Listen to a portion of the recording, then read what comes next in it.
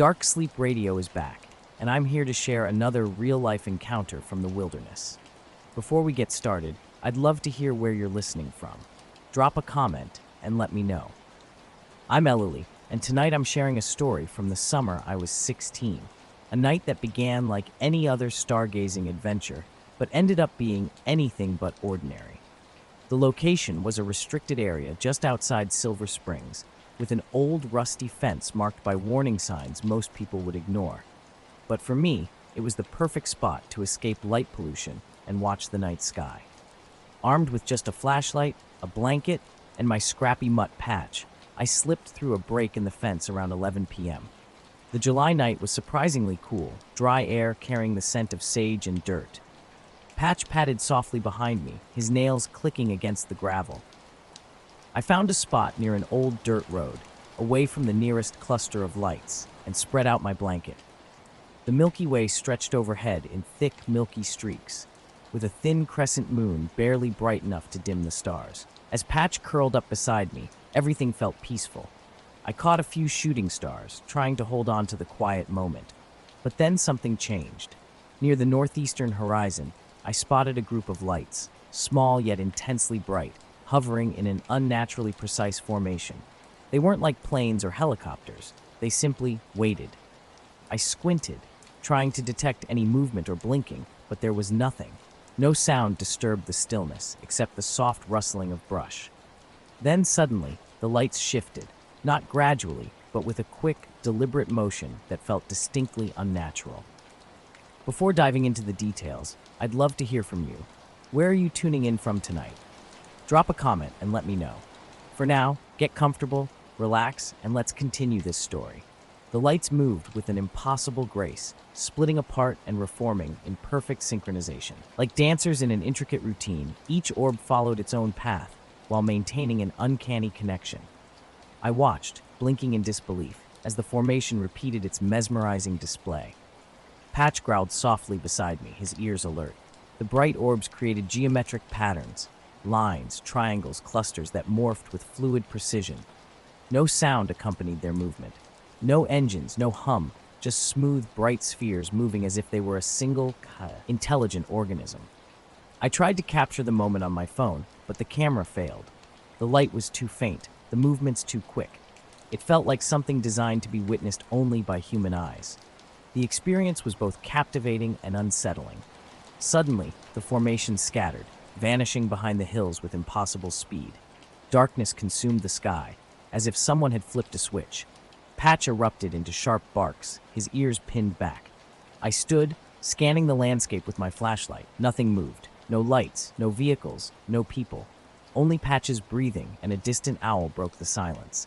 Something caught my attention as I prepared to leave. Near my blanket, the ground showed strange circular depressions. The soil, soft from recent rain, bore no footprints or tire tracks. Patch sniffed the area, then pressed against me, growling low. I couldn't explain it. The ground should have shown clear marks from anything heavy, yet there was nothing. My heart raced as I walked back toward the fence, constantly looking over my shoulder. The sky remained clear, stars shining brightly, but something felt fundamentally wrong. The storm erupted without warning, a sudden reminder of nature's raw power. Late summer was giving way to early September, bringing the kind of rain that rattles windows and whips through trees. We live on Pine Ridge's edge, just miles outside the city, surrounded by dense woods where darkness settles quickly and storms can be brutal. My family was home that night, my wife Claire, our daughter Laya, and our golden retriever Hobbs. About 20 minutes after the first thunderclap, the power vanished. One moment the TV was showing some cooking show, the next everything went black, except for lightning's sharp flashes. Claire lit candles, and we gathered in the living room. Hobbs settled protectively next to Laya, who clutched her favorite stuffed bear.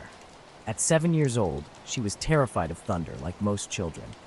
I remember another strange night, years earlier, when silence felt impossibly heavy, as if the entire desert was holding its breath.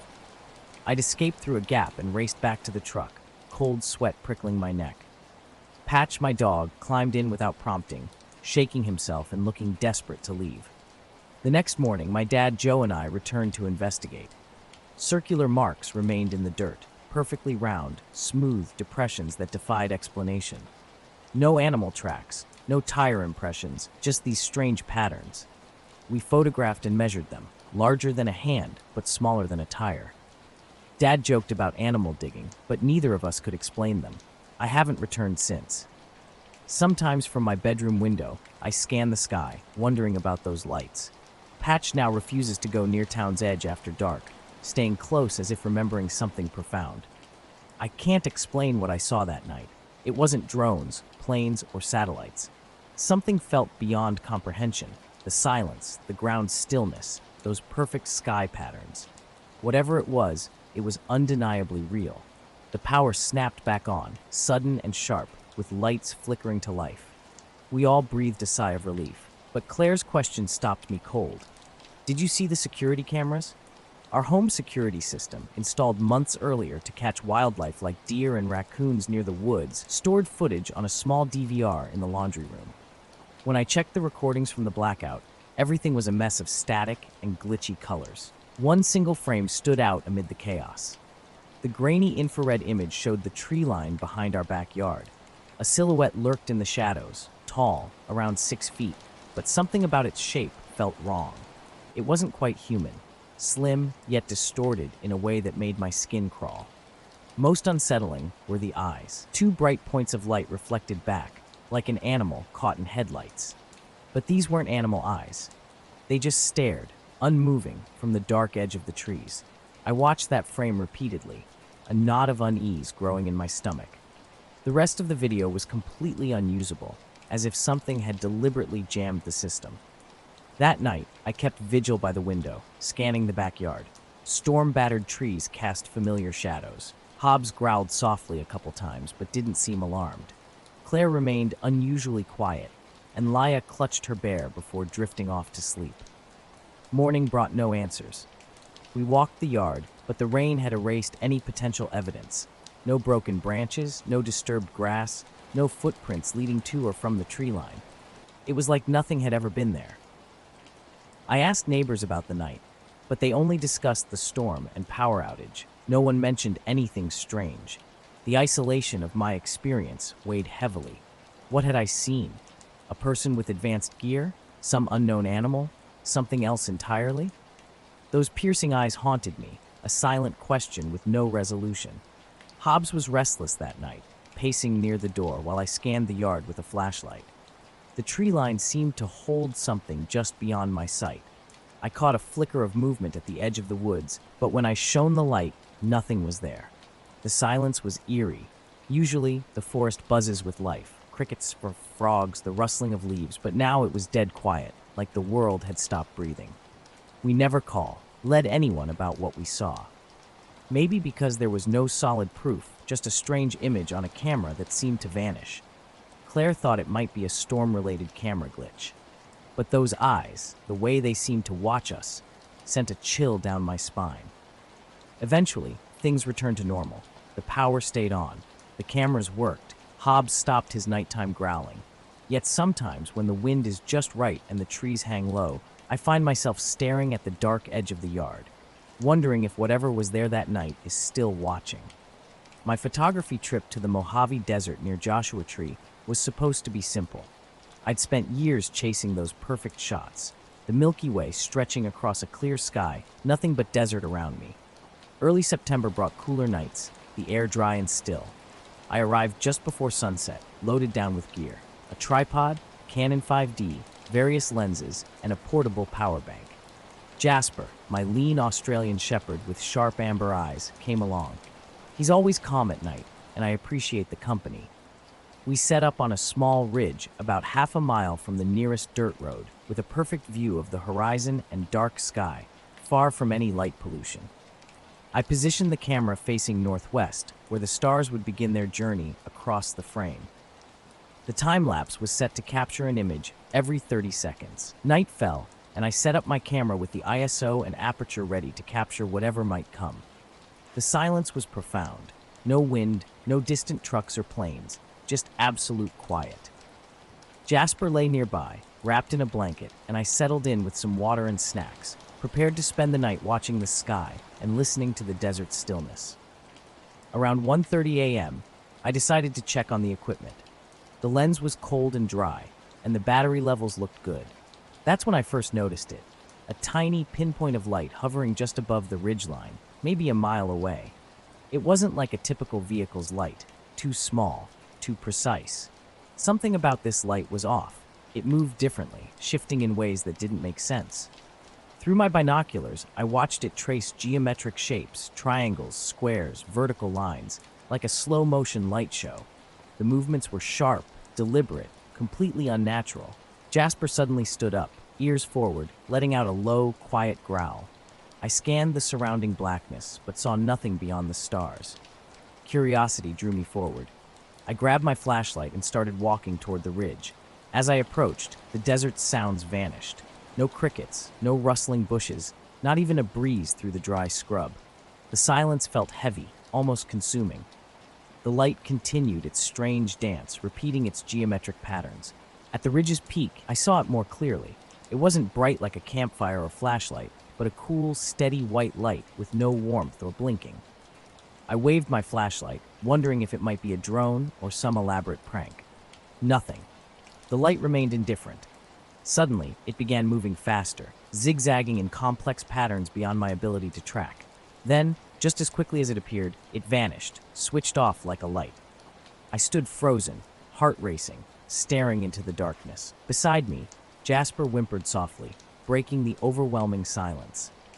Out in the Mojave Desert near Joshua Tree, I was setting up for another time-lapse photography shoot. Early September nights were just starting to cool down, with dry, still air surrounding me. I'd spent years chasing these shots, capturing the Milky Way stretching brilliantly across an empty desert landscape. Everything was quiet at first, then the noise slowly returned, the wind picking up and a distant coyote yipping. Something felt off as I walked back to my camera setup. I powered it off and checked the time-lapse photos. The images revealed something strange. Early shots showed typical star trails and the Milky Way glowing overhead. But around 1:30 a.m., frame 114 captured a pinpoint of light tracing perfect geometric shapes across the horizon. Between frames 134 and 135, it completely vanished. These shapes were unnervingly precise, almost computer-generated. Zooming in revealed a grainy image, but the movement was unmistakable. No blinking, no flashing, just steady, deliberate patterns that defied natural explanation. I scrolled through the remaining images, but the light never reappeared. Jasper, my dog, became unusually agitated. He paced restlessly, staring into the darkness as if waiting for something. As dawn approached and the sky began glowing pale pink and orange behind distant mountains, I packed up and started driving home. I kept checking the rearview mirror, half expecting to see that light again. Over the next few days, I reviewed the footage repeatedly. I showed it to astronomy and photography friends, but no one could explain it. Satellites and drones couldn't replicate such precise, sustained geometric movements before disappearing. The experience left me unsettled. This wasn't a quick sky flash, but something that moved with purpose, almost intelligently. It felt completely out of place. Since that night, Jasper remains restless, constantly staring at windows and doors with twitching ears, as if hearing something beyond human perception. I've been scanning the skies, hoping to catch that light again. It hasn't returned. I can't explain what I saw, but I know exactly what happened. I was packing up my photography gear as the sun set. A Canon 5D, a collection of lenses, a sturdy tripod, and a portable power bank. Jasper, my Australian Shepherd with keen amber eyes, joined me. He's always been a great companion on night shoots, calm and steady. We found a perfect spot on a small ridge, far from any dirt road, with an unobstructed view of the dark, unpolluted sky. I carefully positioned the camera facing north-northwest, setting up a time-lapse to capture the star's movement every 30 seconds. The settings were precise. ISO and aperture dialed in just right. Jasper settled nearby on a blanket, while I prepared for a long night of observation. Some water and snacks were within reach, and I planned to alternate between watching the sky and catching a bit of rest. The desert that night was eerily silent. No wind, no distant vehicle sounds, nothing. Around 1:30 a.m., I decided to check the equipment. The lens was cool and dry, the battery levels good. That's when I noticed something unusual, a tiny pinpoint of light on the distant horizon. It didn't behave like a typical vehicle or camper's light. Through my binoculars, the light's movement became truly bizarre. Instead of smooth motion, it traced geometric shapes, perfect triangles, precise squares, vertical lines. It was like a choreographed light show, slow and deliberate. Jasper's reaction confirmed something was off. He stood up, ears forward, emitting a low, quiet growl. Walking toward the ridge, I noticed the desert's soundscape changing. The usual background noise, crickets, bush rustling, even the faintest breeze, vanished. The silence felt tangible, almost consuming. The light continued its strange pattern, repeating the same shapes with an unsettling consistency. Something was definitely out there, and it wasn't anything I could easily explain. From the ridge, the view became clearer. This wasn't like any light I'd seen before, not a campfire or flashlight. It was a cool, white light, unnervingly steady and without any warmth. When I waved my flashlight at it, thinking maybe someone was playing a prank or flying a drone, the light didn't respond. Then it started moving again, this time faster, and in zigzag patterns that were impossible to track. Just like that, it vanished, as if someone had flipped a switch. My heart raced as I stood there in the darkness, with Jasper whimpering softly beside me. Slowly, desert sounds returned, wind picking up, a distant coyote's yip. Back at my camera setup, I powered it off and checked the time-lapse photos. The early shots showed typical star trails and the Milky Way stretching over the desert. But at 1:30 a.m., something strange appeared. On frame 114, a pinpoint of light traced perfect geometric shapes across the horizon, then completely disappeared between frames 134 and 135. The shapes were so precise they looked computer-generated. Zooming in revealed a grainy image, but the movement was unmistakable, steady, deliberate, and utterly unnatural. No blinking, no flashing, just methodical patterns that defied explanation. I scrolled through the remaining images, but the light never reappeared. Jasper became restless, refusing to settle. He paced and stared into the darkness, as if anticipating something's return. As dawn approached and the sky transformed into pale pink and orange behind distant mountains, I packed up. During the drive home, I kept checking the rearview mirror, half expecting to see that light again. Over the next few days, I repeatedly reviewed the footage. I showed it to astronomy and photography enthusiasts, but no one could explain it. Satellites don't move like this. Drones can't maintain such precise geometric patterns before vanishing so completely. The experience left me unsettled. This wasn't a quick sky flash or spark. It moved with an intelligence, either alive or programmed, that felt fundamentally out of place.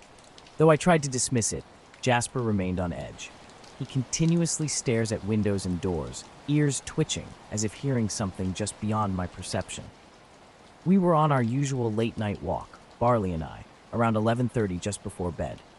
My wire-haired pointer mix was trotting alongside me through a neighborhood just outside Spokane, where houses spread out and the stars shine clear on a good night. This particular October night was still and cold, with no wind and no moon.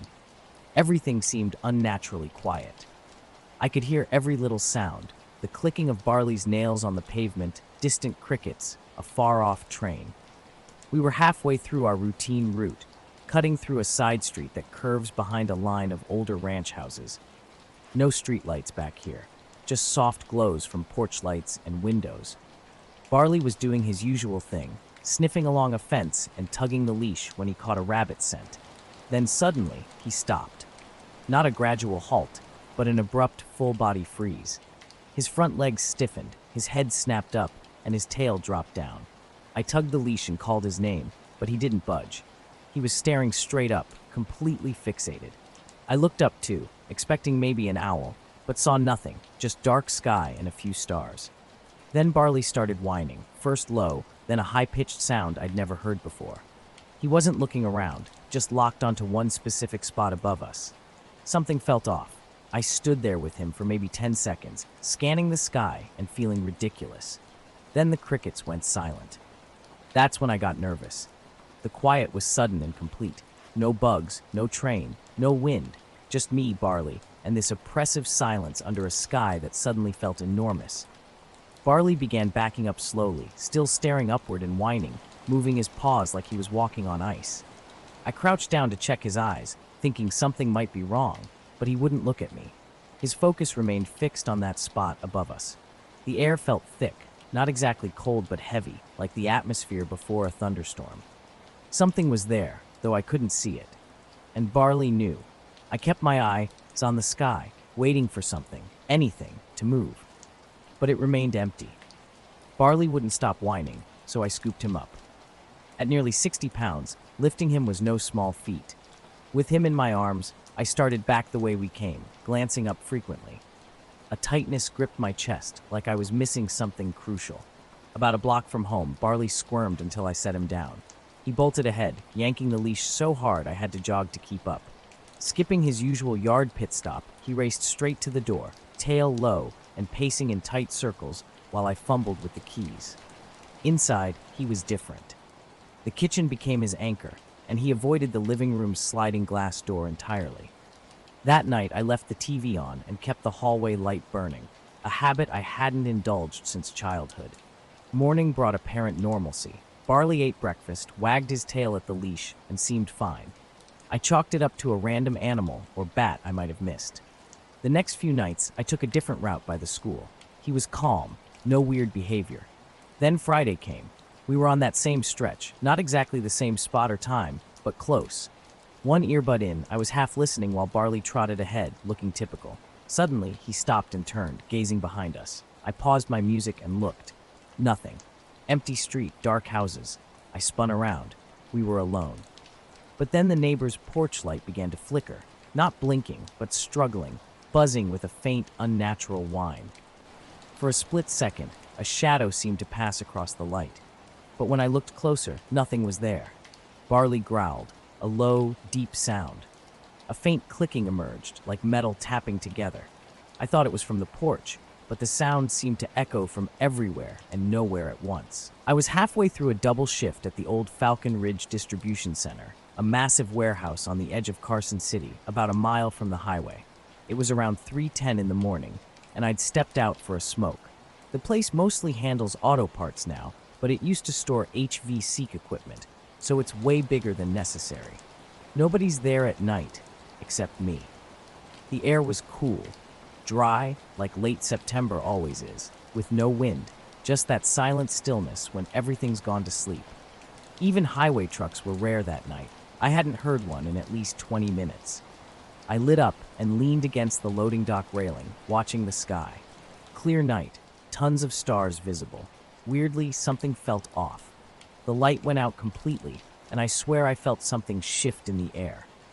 Not wind, just a pressure, like something had passed overhead, too fast to see but slow enough to feel. Barley bolted, and this time I didn't pick him up. I just ran with him, leash taut, neither of us looking back. My legs felt strangely light, like running downhill, even though the street was flat. The sound didn't follow us and stopped completely once we turned the corner. Like crossing that intersection cut something off. Back home, Barley went under the table and wouldn't come out. I kept checking the windows, expecting someone to be outside. The next day, I walked the street again in daylight, looking for anything: security cameras, bird nests, weird wiring. Nothing. I even checked the porch light. It was back on with a steady glow, no flickering. I just stood on the sidewalk, trying to listen. Later that week, curiosity got the better of me. I checked the weather data for that night. No storms, no unusual cloud cover. Clear sky, no wind, no seismic activity. I looked that up too. Since then, I haven't walked that route. I drive Barley to a park now, even though it's way out of the way. He hasn't acted weird since. But sometimes at night, when I take out the trash or grab something from the car, I get this feeling like something's above me. I look up. Nothing. Just stars. But sometimes it feels like one of them isn't where it should be. I was out on the dock that night, away from the town lights. One of the few things I actually enjoy about this job. Just standing there, staring up at the stars without really thinking about anything. Then something shifted. At first, it was so subtle I almost missed it. Not like when you stare at stars too long and start seeing things move. This was different. A patch of sky over the west end of the building just didn't look right. Some stars seemed to be missing. I walked out a bit to get a better view. That's when I saw it, a shape blocking the stars. No glow, no sound, just a dark void against the clear sky. It wasn't round, more like a stretched out, flattened oval. Big, maybe bigger than the warehouse roof. Low enough that I could feel something was there, but not touching the building. The ground had this strange buzz, not a shake like an earthquake, but a faint hum you'd feel in your legs, similar to standing near a big transformer. Completely silent, which was the weirdest part. I stood there maybe 20 seconds, watching, waiting for something to happen. Nothing did. I backed up slowly toward the side door, never taking my eyes off it. Inside, I locked the door. Not that a deadbolt would stop anything floating up there, but it made me feel better. The lights seemed too bright. I turned off the overhead lights in the break room and looked out the side window. From there, you can only see the gravel lot and loading dock's edge, but I could still make out that dark patch in the sky where I'd been standing. It stayed like that for about 5 minutes. Then the lights in the main bay started flickering, hard, like they were struggling to stay on. I thought maybe the power grid was acting up, but the break room lights and coffee machine were completely normal. I was sitting at my desk when something caught my attention. The portable radio beside me had gone completely silent. I'd changed the batteries just the day before, and there wasn't even static. Something felt off. Walking into the bay, the air felt heavy, like the moments before a thunderstorm. That familiar hum was running through my legs, stronger now, but not painful. I stood by the open dock door and looked up. Suddenly, whatever had been there was gone. The stars returned to their normal positions, no trace of any shape or shadow. The buzzing stopped, and the radio crackled back to life with a late-night country DJ, as if nothing unusual had happened. I stood frozen, holding my half-smoked cigarette, feeling uneasy. Later, when I checked the security cameras, I noticed something strange. All 4 outdoor feeds had glitched simultaneously at exactly 3:11 a.m.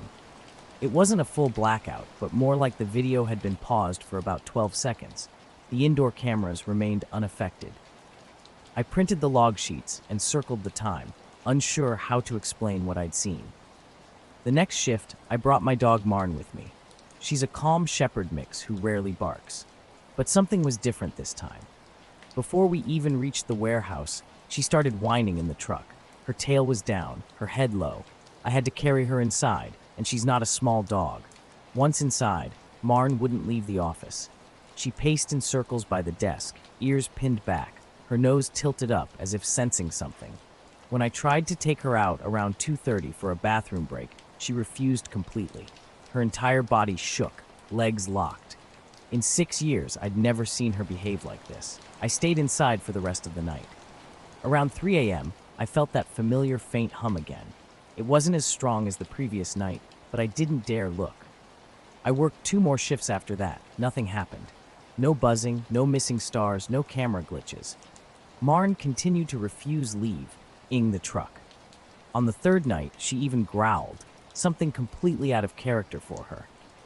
I'd been working nights at the warehouse, and things started getting strange.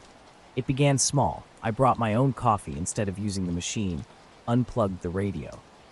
1 week later, I swapped shifts with Ruben, telling him I needed help with early deliveries. Really, I just wanted off the night shift. Mr. Coburn, the security manager, asked about the glitch logs. I suggested maybe the camera had an update hiccup. He seemed to buy it, not digging too deep. Now I work days, with zero interest in going back to nights. Sometimes on my way home, taking the back road behind the ridge where the warehouse sits, I look up at the sky. I'm not sure what I'm searching for. Most times it's just stars blinking normally. But occasionally, there's a spot that feels off. That night, it happened around 2:40 in the morning. Though the clocks were so messed up afterward, I can't be completely certain. A flash brighter than lightning lit up our entire bedroom for a second, then vanished. No thunder, no sound at all. Mara thought it might be a transformer blowing. We live in a quiet cul-de-sac outside Asheville, North Carolina. Just a row of houses with woods behind us and the Blue Ridge Mountains in the distance. It was a cool, clear night in the low 50s. When I got up to investigate, something felt wrong immediately. Kip, our usually vocal mute, part cattle dog, didn't bark. He never stays quiet when anyone passes the mailbox, but that night he just lay there, eyes open but motionless. I pulled back the curtain. The street was empty. No cars, no glowing, no sparking, no wind, no hum, just an unnatural silence. Looking back, there's always some background noise out here. Crickets, wind, distant cars. But everything had simply stopped. My phone was dead. Not just off, but completely black. It wouldn't respond to the charger or reset. Something was definitely wrong. The hall light was on, casting a weird yellow glow into the bedroom. This wasn't normal. We always keep it off at night, especially because of Kip. I glanced at the digital clock on my nightstand. It was blinking 12:01. Something felt off. Mara was sitting up in bed, listening. We walked through the house together, checking each room methodically. Every single clock was blinking 12:01. The stove, microwave, even the old radio clock in the garage. None were right. This wasn't just a simple power outage. The stove had a battery backup and shouldn't have reset like that. My watch in the drawer was dead too, despite having a fresh battery I just changed. Kip started pacing by the back door, not whining, but making low growls. He'd stop, sniff at the door like someone was standing outside, then back up with his hackles raised, walking away only to repeat the process. When I slowly opened the back door, nothing was there. No animals, no movement. The woods were pitch black, but the air felt different, cooler, dropping what seemed like 5 degrees since we'd gone to bed. It was a dry, still coldness reminiscent of winter, though it wasn't winter at all. Suddenly, Kip bolted into the yard. He sprinted in a wide loop, tail down, as if chasing something invisible. Halfway to the tree line, he stopped dead still, facing the woods. He didn't bark. We called him loudly, but he didn't move. I had to walk out and snap my fingers in front of his face to get his attention. His eyes were wide, ears flat. When I touched his collar, he flinched like he'd been shocked. He followed me back to the house, constantly looking behind us. No tail wagging, no interest in sniffing the grass, just a locked-on stare toward the woods. We double-checked all doors and windows, turned off the lights, and tried to sleep. Neither of us could. I finally dozed off around 4, but Mara stayed up the entire time, sitting on the bed's edge, listening. In the morning, our phones still wouldn't turn on. We woke up to a series of strange technical failures that morning. Nothing electrical seemed to work right. Our phones, chargers, and even the old emergency flip phone were completely drained. The landline in the kitchen was our only communication option, and we had to call work to explain we'd be late. The desktop computer wouldn't start, just making a quiet clicking sound. Our cable box and router were dead too. Something felt off about the whole situation. Mara noticed the plants looked unusual. The big pot near the window had white spots on the leaves like frostburn, and the resilient cactus that had survived multiple moves was unexpectedly wilted. Kip, our dog, was acting strangely too. He refused to go near the back door, taking wide arcs around the kitchen table with his tail tucked, even when we tried to coax him out for a walk. He would only pull toward the front yard. By afternoon, power had returned to normal, but battery-powered devices still wouldn't hold a charge. I borrowed a neighbor's phone to investigate. Duke Energy reported no outages or scheduled work on our street, and there were no storms. Later that night, we checked the doorbell camera footage. It had reset, but the internal storage captured a brief, bizarre clip. The timestamp was distorted and the image grainy, but we could see a white flash. Not blue like lightning, but sterile and bright, appearing to originate directly above the house. Then static. We didn't discuss the incident with anyone, feeling it would sound too strange. A few days later, Mara discovered subtle burn-like discolorations on the metal prongs of her laptop and phone chargers. The metal was darkened, though the plastic remained intact. Oddly, the house's electrical breakers showed no signs of tripping. After that, both Kip and I started sleeping lighter, frequently jolting awake around 3 or 4 a.m. The stillness settled over the house like a held breath. No barking, just absolute quiet. Eventually, it passed. A few weeks later, life started to feel somewhat normal again. Electronics came back to life, though we replaced many of them. The clocks, however, never quite returned to their original state.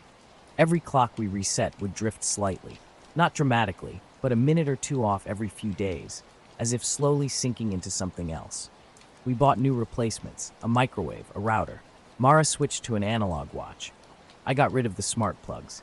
Kip still refuses to go near the back fence. Late September last year, I was hiking solo in Lawson National Forest, about 9 miles into my loop. This was my usual annual retreat, a week off work to clear my head. I'd parked near Juniper Lake, planning 2 nights of backcountry camping. Nothing extraordinary, just a hammock, freeze-dried food, and my small camp stove. I knew the route well, but never before in autumn. The forest felt different, quieter, colder. That afternoon was unnaturally still. A couple of deer earlier that morning, but nothing since noon. The trail narrowed past a ridge, and by mile 9, I was mostly pushing through bushes, cutting across a slope to reconnect with the marked trail near Swan Lake. My paper map and GPS meant I wasn't concerned about navigation, but something felt off. The air seemed to change, flattening out like the moment before a thunderstorm. No smell, just a heavy presence. Cresting a small rise, I saw it, a perfect circle in a clearing, maybe 50 feet across. The ground was burnt out, blackened and smooth, not like a typical fire pit. No ash, no brush, just bare earth, as if something hot had precisely scraped away the top layer. The circle's edges were razor sharp, with no signs of spreading. What struck me most wasn't just the scorched earth, but the surrounding trees. The pines, 20 or 30 feet tall, had subtle, strange shifts in their needles. The entire ring showed a uniform effect, not broken branches or bent trunks, but needles subtly angled outward, as if gently pushed. Even the tiniest new growths at the tips seemed affected, suggesting something extraordinary had occurred. The circle stood out, pushed evenly from its center. Something felt off as I approached its edge. I stopped, hesitating to cross. This wasn't like me. I've camped in mountain lion territory, faced wilderness challenges without flinching. But here, an unnatural silence hung in the air. When I crouched down, the ground radiated an unexpected warmth. Not scorching, but distinctly warmer than it should have been, especially in the shaded area. The soil was bone dry, contrasting sharply with the soft rain-dampened ground just outside the ring. My finger couldn't penetrate the surface when I tried to dig. For several minutes, I studied the scene. No footprints, no tire tracks, no signs of disturbance. This wasn't a campsite, no arranged rocks, no abandoned gear.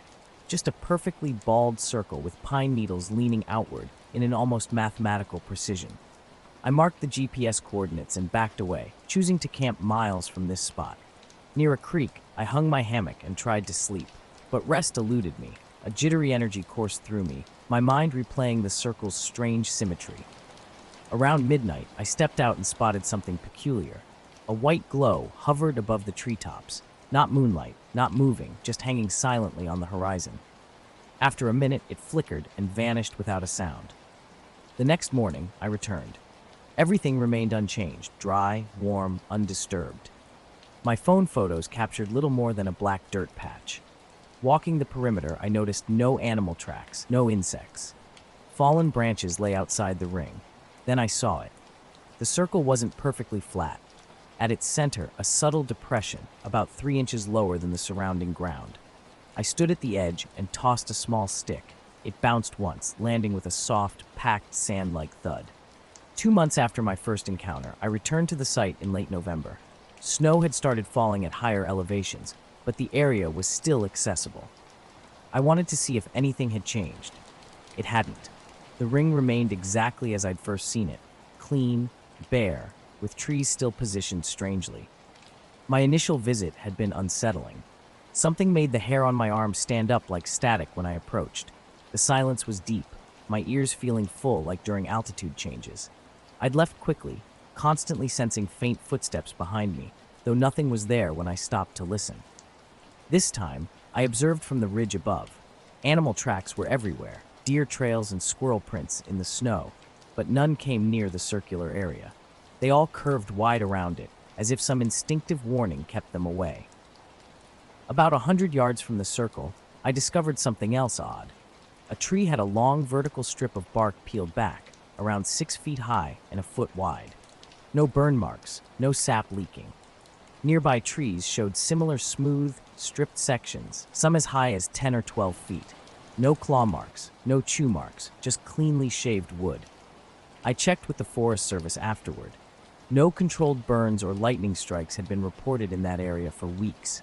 The entire scene was unlike anything I'd encountered in decades of hiking national forests. I've seen abandoned mining equipment, random cairns, even half-buried plains, but nothing like this circle. I haven't returned since. Not out of fear, exactly, but because I don't believe there's anything more to understand.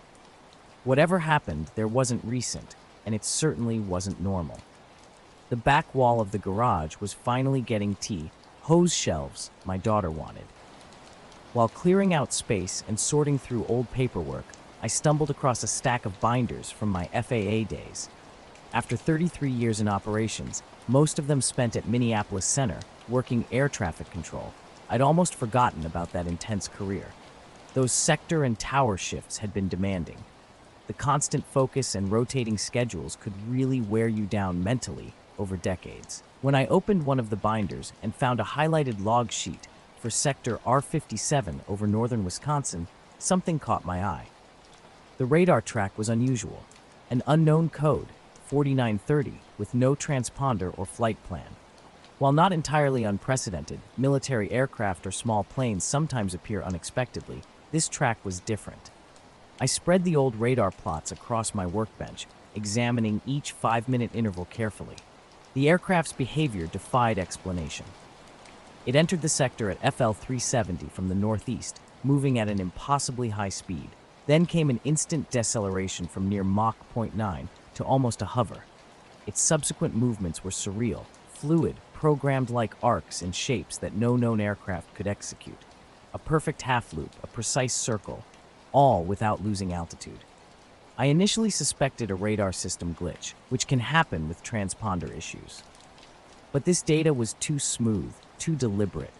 Only this single target showed such strange characteristics, while everything else in the airspace remained completely normal. The entire sequence lasted an unbelievably short time. The radar track was unlike anything I'd seen before.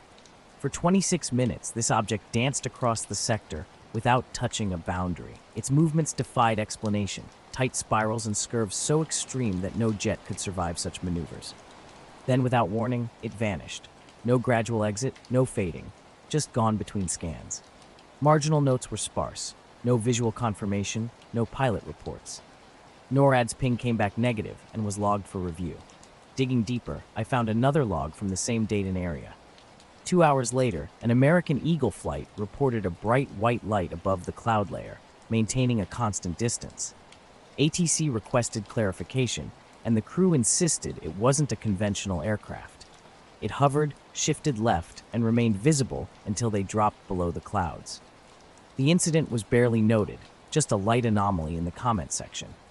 Checking the flight records confirmed its existence. September 8, 2011, Flight 4820. Yet no official mention of an encounter existed. That night, the track consumed my thoughts. Its movement seemed to defy physics, and the radar return was solid, 30 consistent scans of data. I retrieved my old thumb drive with archival software. Despite struggling to run it on my current computer, I managed to load the coordinates and time window. The track appeared in blue, a spectral path through empty sky. Zooming in revealed something extraordinary. The movements weren't random. Geometrically perfect figure eights retraced to the pixel. A tight diamond followed by a vertical climb of 2,000 feet in less than a second. The system labeled it Unknown Class A, typically used for airspace clutter or bird movements. But this was different. Too precise. Too deliberate. I contacted Greg, my retired coworker who used to work the same shifts.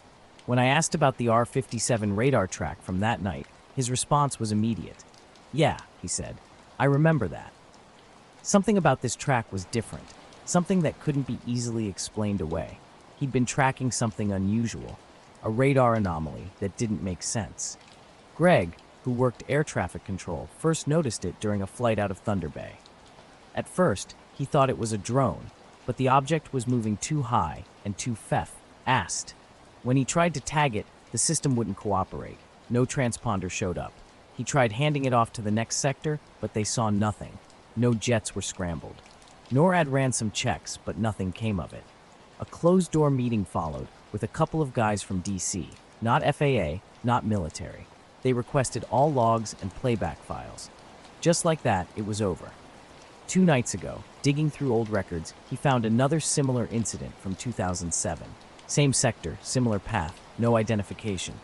This one was briefer, just a quick jagged turn and a vertical ascent.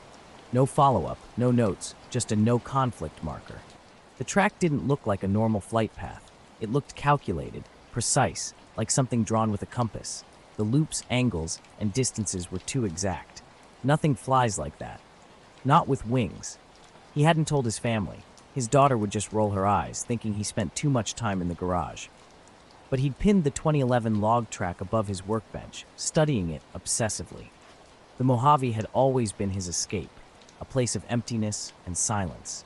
This time he'd parked about 10 miles south of Baker, near a dried-up wash. Mid-October, warm days giving way to chilly nights. No clouds, no wind, just dry air and an endless sky. Huck, his dog, was with him. Huck and I were camping in the desert, far from the noise of the city. He's a cattle dog mix who gets nervous in urban spaces, but becomes calm in the wilderness. That first night was uneventful, just the usual sounds of crickets and a distant coyote. I set up camp on a hard pan surface, started a small fire, and enjoyed some beans and jerky. Huck lay beside me, ears occasionally twitching. The second night was different. Around 11, I was still awake, watching the fire die down. Huck was outside the tent with me, head resting on his paws. The sky was crystal clear, packed with stars, though moonless. The starlight was so bright you could see your own shadow if you let your eyes adjust. An unusual silence hung in the air. No wind, no rustling, just an unnatural stillness that felt oppressive. Then I heard what seemed like a distant jet rumble. At first, I didn't think much of it. Jets frequently pass near Edwards and Nellis air bases, but something felt off about this sound. It remained constant, neither growing louder nor fading, creating a low pressure that seemed to envelop me from all directions. Huck suddenly sat up, ears rigid, staring straight overhead. Following his gaze, I noticed something bizarre. Directly above us, a solid black patch, about the size of my outstretched hand, blocked out the stars. This wasn't a cloud or faint starlight. The sky was too clear. It was as if someone had cut a hole in the night sky. I stood and moved back from the fire, trying to understand what I was seeing. The dark shape remained perfectly still, not blurring or shifting like clouds would. The longer I looked, the more it felt unnervingly close. The sound continued, not loud, but deep, creating a pressure in my ears that made my stomach feel strange. I'm not sure how long I stood there, maybe 5 or 10 minutes. Then abruptly, the sound stopped, as if someone had flipped a switch. Instantly, the stars reappeared, and the sky looked completely normal. No wind, no sound. Huck remained standing next to me, stiff-legged, tail low, staring upward. Night crept in slowly, and I didn't sleep much. The next morning, I hiked a few miles out, trying to convince myself what I'd seen was just an illusion or a trick of the light. Deep down, I knew better. That evening, I kept the fire burning high. I brought Huck inside the tent early, and he didn't argue, just curled up tightly at my feet, his eyes fixed on the zippered flap. Around 10, I drifted off. After midnight, I woke with that unsettling feeling something wasn't right. Huck was sitting up, ears alert, staring intently at the tent's side wall, facing away from the dying fire. I unzipped the flap and peered out. Nothing looked different, yet everything felt wrong. The fire had burned down to coals, casting a dim light across the landscape. The rocks, sand, and wash appeared unchanged, but the air felt heavy, charged with an odd tension, like the moments before a storm, but far more intense. A faint ringing filled my ears. Huck remained motionless. Barefoot, I stepped outside the tent. The sky seemed clear, stars impossibly sharp and bright. Something was off, though. The constellations looked slightly stretched, their angles subtly distorted. The anomaly was concentrated in one specific area above our camp, the same blank patch from the previous night. It was as if someone had slightly warped a star photograph. A deep, steady sound emerged, not quite a roar, more like a vibration that resonated through my teeth, similar to a tuning fork against bone. When I looked up, I couldn't focus directly on whatever was there. My eyes would slip away involuntarily each time I tried to look. Then Huck barked, a single, sharp sound. From somewhere beyond the wash, perhaps hundreds of feet away, came an identical bark. Same pitch, same rhythm, but impossibly loud and too soon after to be an echo. Huck's ears flattened. He retreated into the tent. I stood frozen, heart racing. I was driving east on Route 20 through northern Maine, a stretch of road between Jackman and Moose River that's about as isolated as it gets. Two narrow lanes cutting through dense pine forest, no streetlights, no houses for miles, just pavement winding through empty wilderness. It was early May, just after 9 p.m., cold enough that my windows stayed shut and my coat stayed on. The sun had set recently, leaving a faint red line on the horizon behind me. I was heading back to Bar Harbor after visiting my uncle, having left later than I'd planned. My plan was to at least make it to Skaggan before stopping. My dog Marlowe, a shepherd mix who's normally anxious with strangers but calm during drives, was curled up in the back seat. I glanced in the rearview mirror and caught her eyes half open, reflecting softly in the dashboard lights. About 15 minutes after passing the Rockwood Road sign, I saw a light. It was high above the treetops on the left side of the highway, a single white light, brighter than a star but not moving like a plane. Then a second light caught my attention, this time different. A dim, pale flash like a slow camera strobe emerging from the ground around waist height. It blinked once, then again, shifting position. I didn't wait to see more. I pulled Marlowe into the truck and locked the doors, leaving everything behind, the tent, sleeping bag, and gear. I started the engine, flipped on the high beams, and drove without checking the GPS. I followed the dirt track I'd come in on until I hit the service road, driving straight through to Barstow. Around 4 a.m., I pulled into a motel. I slept a few hours with the curtains open and the TV on low. Marlowe didn't sleep, instead sitting facing the door, ears up, occasionally growling at nothing. The next morning, I went back out, partly to convince myself it had all been in my head. The campsite was exactly as I'd left it. No footprints, no signs of animals, nothing burned or broken. But the air felt different. Not wrong, exactly, just heavy, like it was holding its breath. I packed up and left before noon. I haven't been back since. The road stretched out before me, dark and narrow, with trees crowding both sides. Something caught my eye, a light, steady and white, hovering off to the left. At first I thought it might be a radio tower, but this was different. No blinking, no red glow. It stayed perfectly in place, keeping pace with my car no matter how The road curved. I slowed down, wondering if it was a drone, but it wasn't moving like one. No drifting, no circling. Just hanging there, a few hundred feet up. I cracked the window. Nothing but wind. No buzzing, no engine sound. Mara lifted her head then, watching out the driver's side window. No growling, no whining, just watching. The light remained constant, never bobbing or changing position. It didn't cast a beam, just glowed, like a downward-aimed headlight, except without an actual beam. Just a dull, steady white. I pulled over onto the soft gravel, keeping the engine running. The light stopped too, dead still, no sound at all. I got out carefully, stepping around to the front of the car. It hovered directly above the tree line, not in the trees, not over the road, just suspended to the left. "What the hell are you?" I might have said it out loud. But I didn't feel brave. I felt small, like an intruder in a moment that wasn't mine. Then it vanished. Not a fade, not a flicker.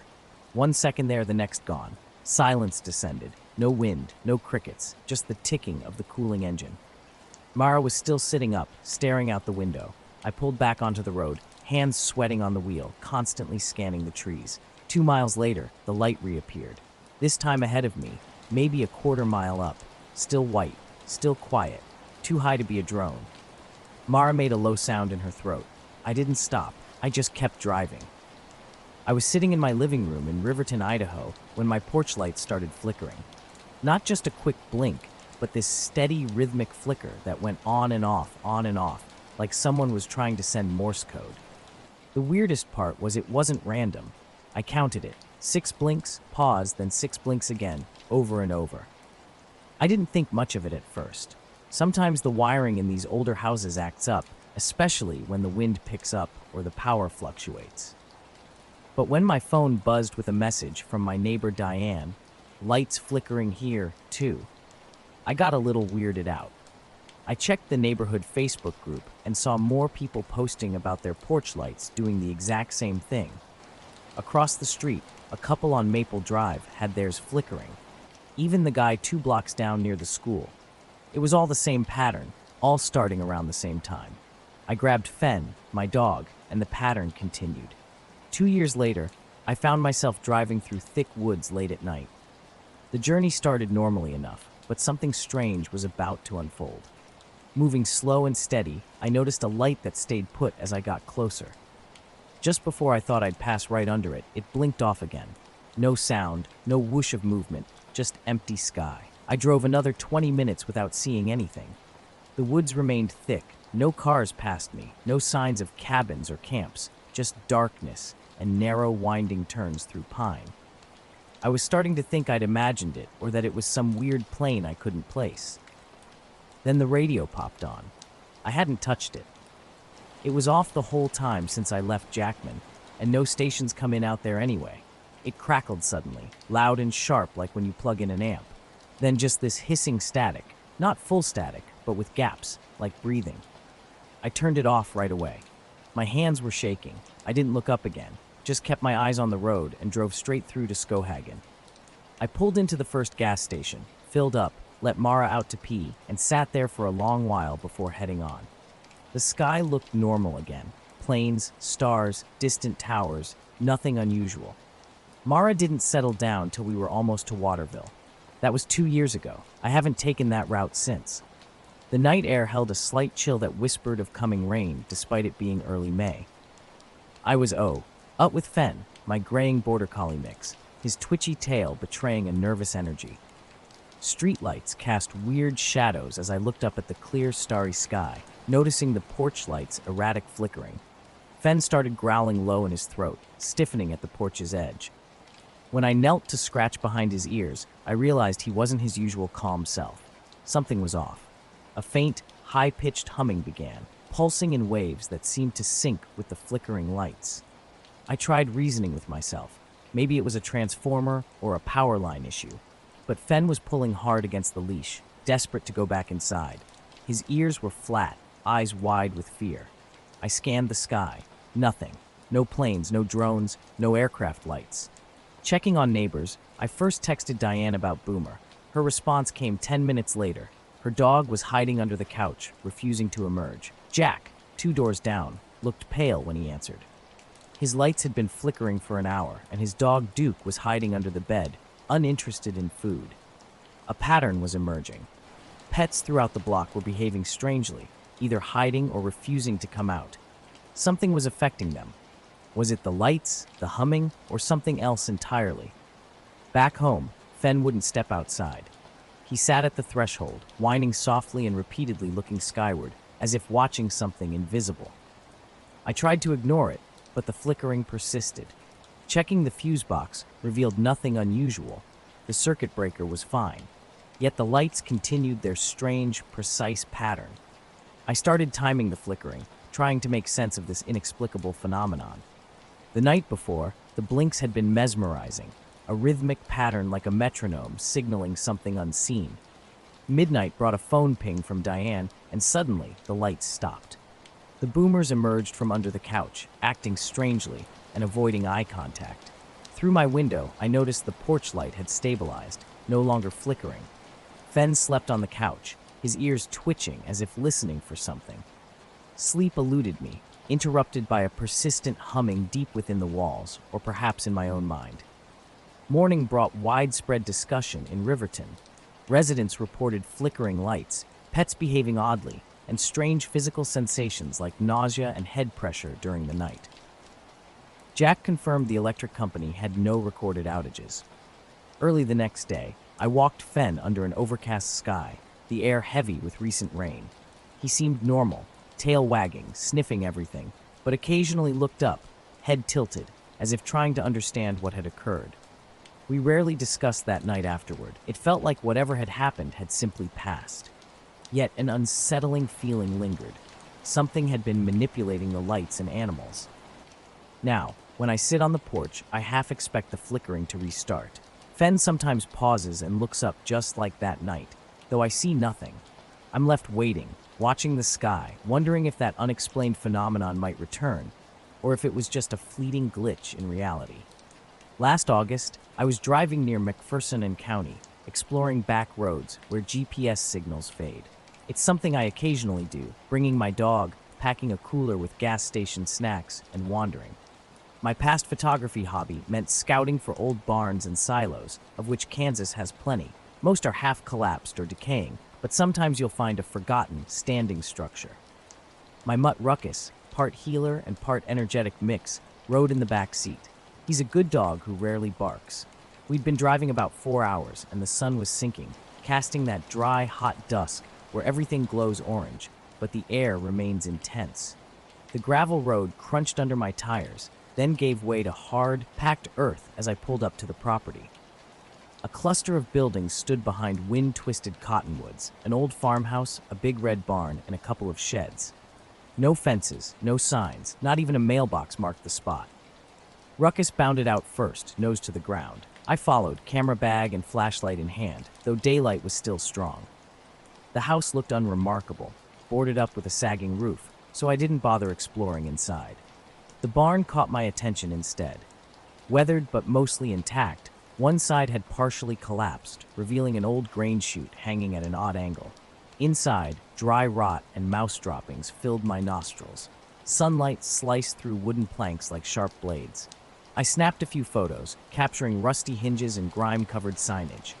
Everything seemed normal. Birds chirped outside, and Ruckus's nails clicked against the concrete floor. Something changed when I stepped back outside. The world felt muted, as if someone had turned down all sound. No birds sang, no insects buzzed. The trees stood perfectly still, despite my memory of a breeze moments earlier. Ruckus sat about 20 yards out at the field's edge, completely motionless.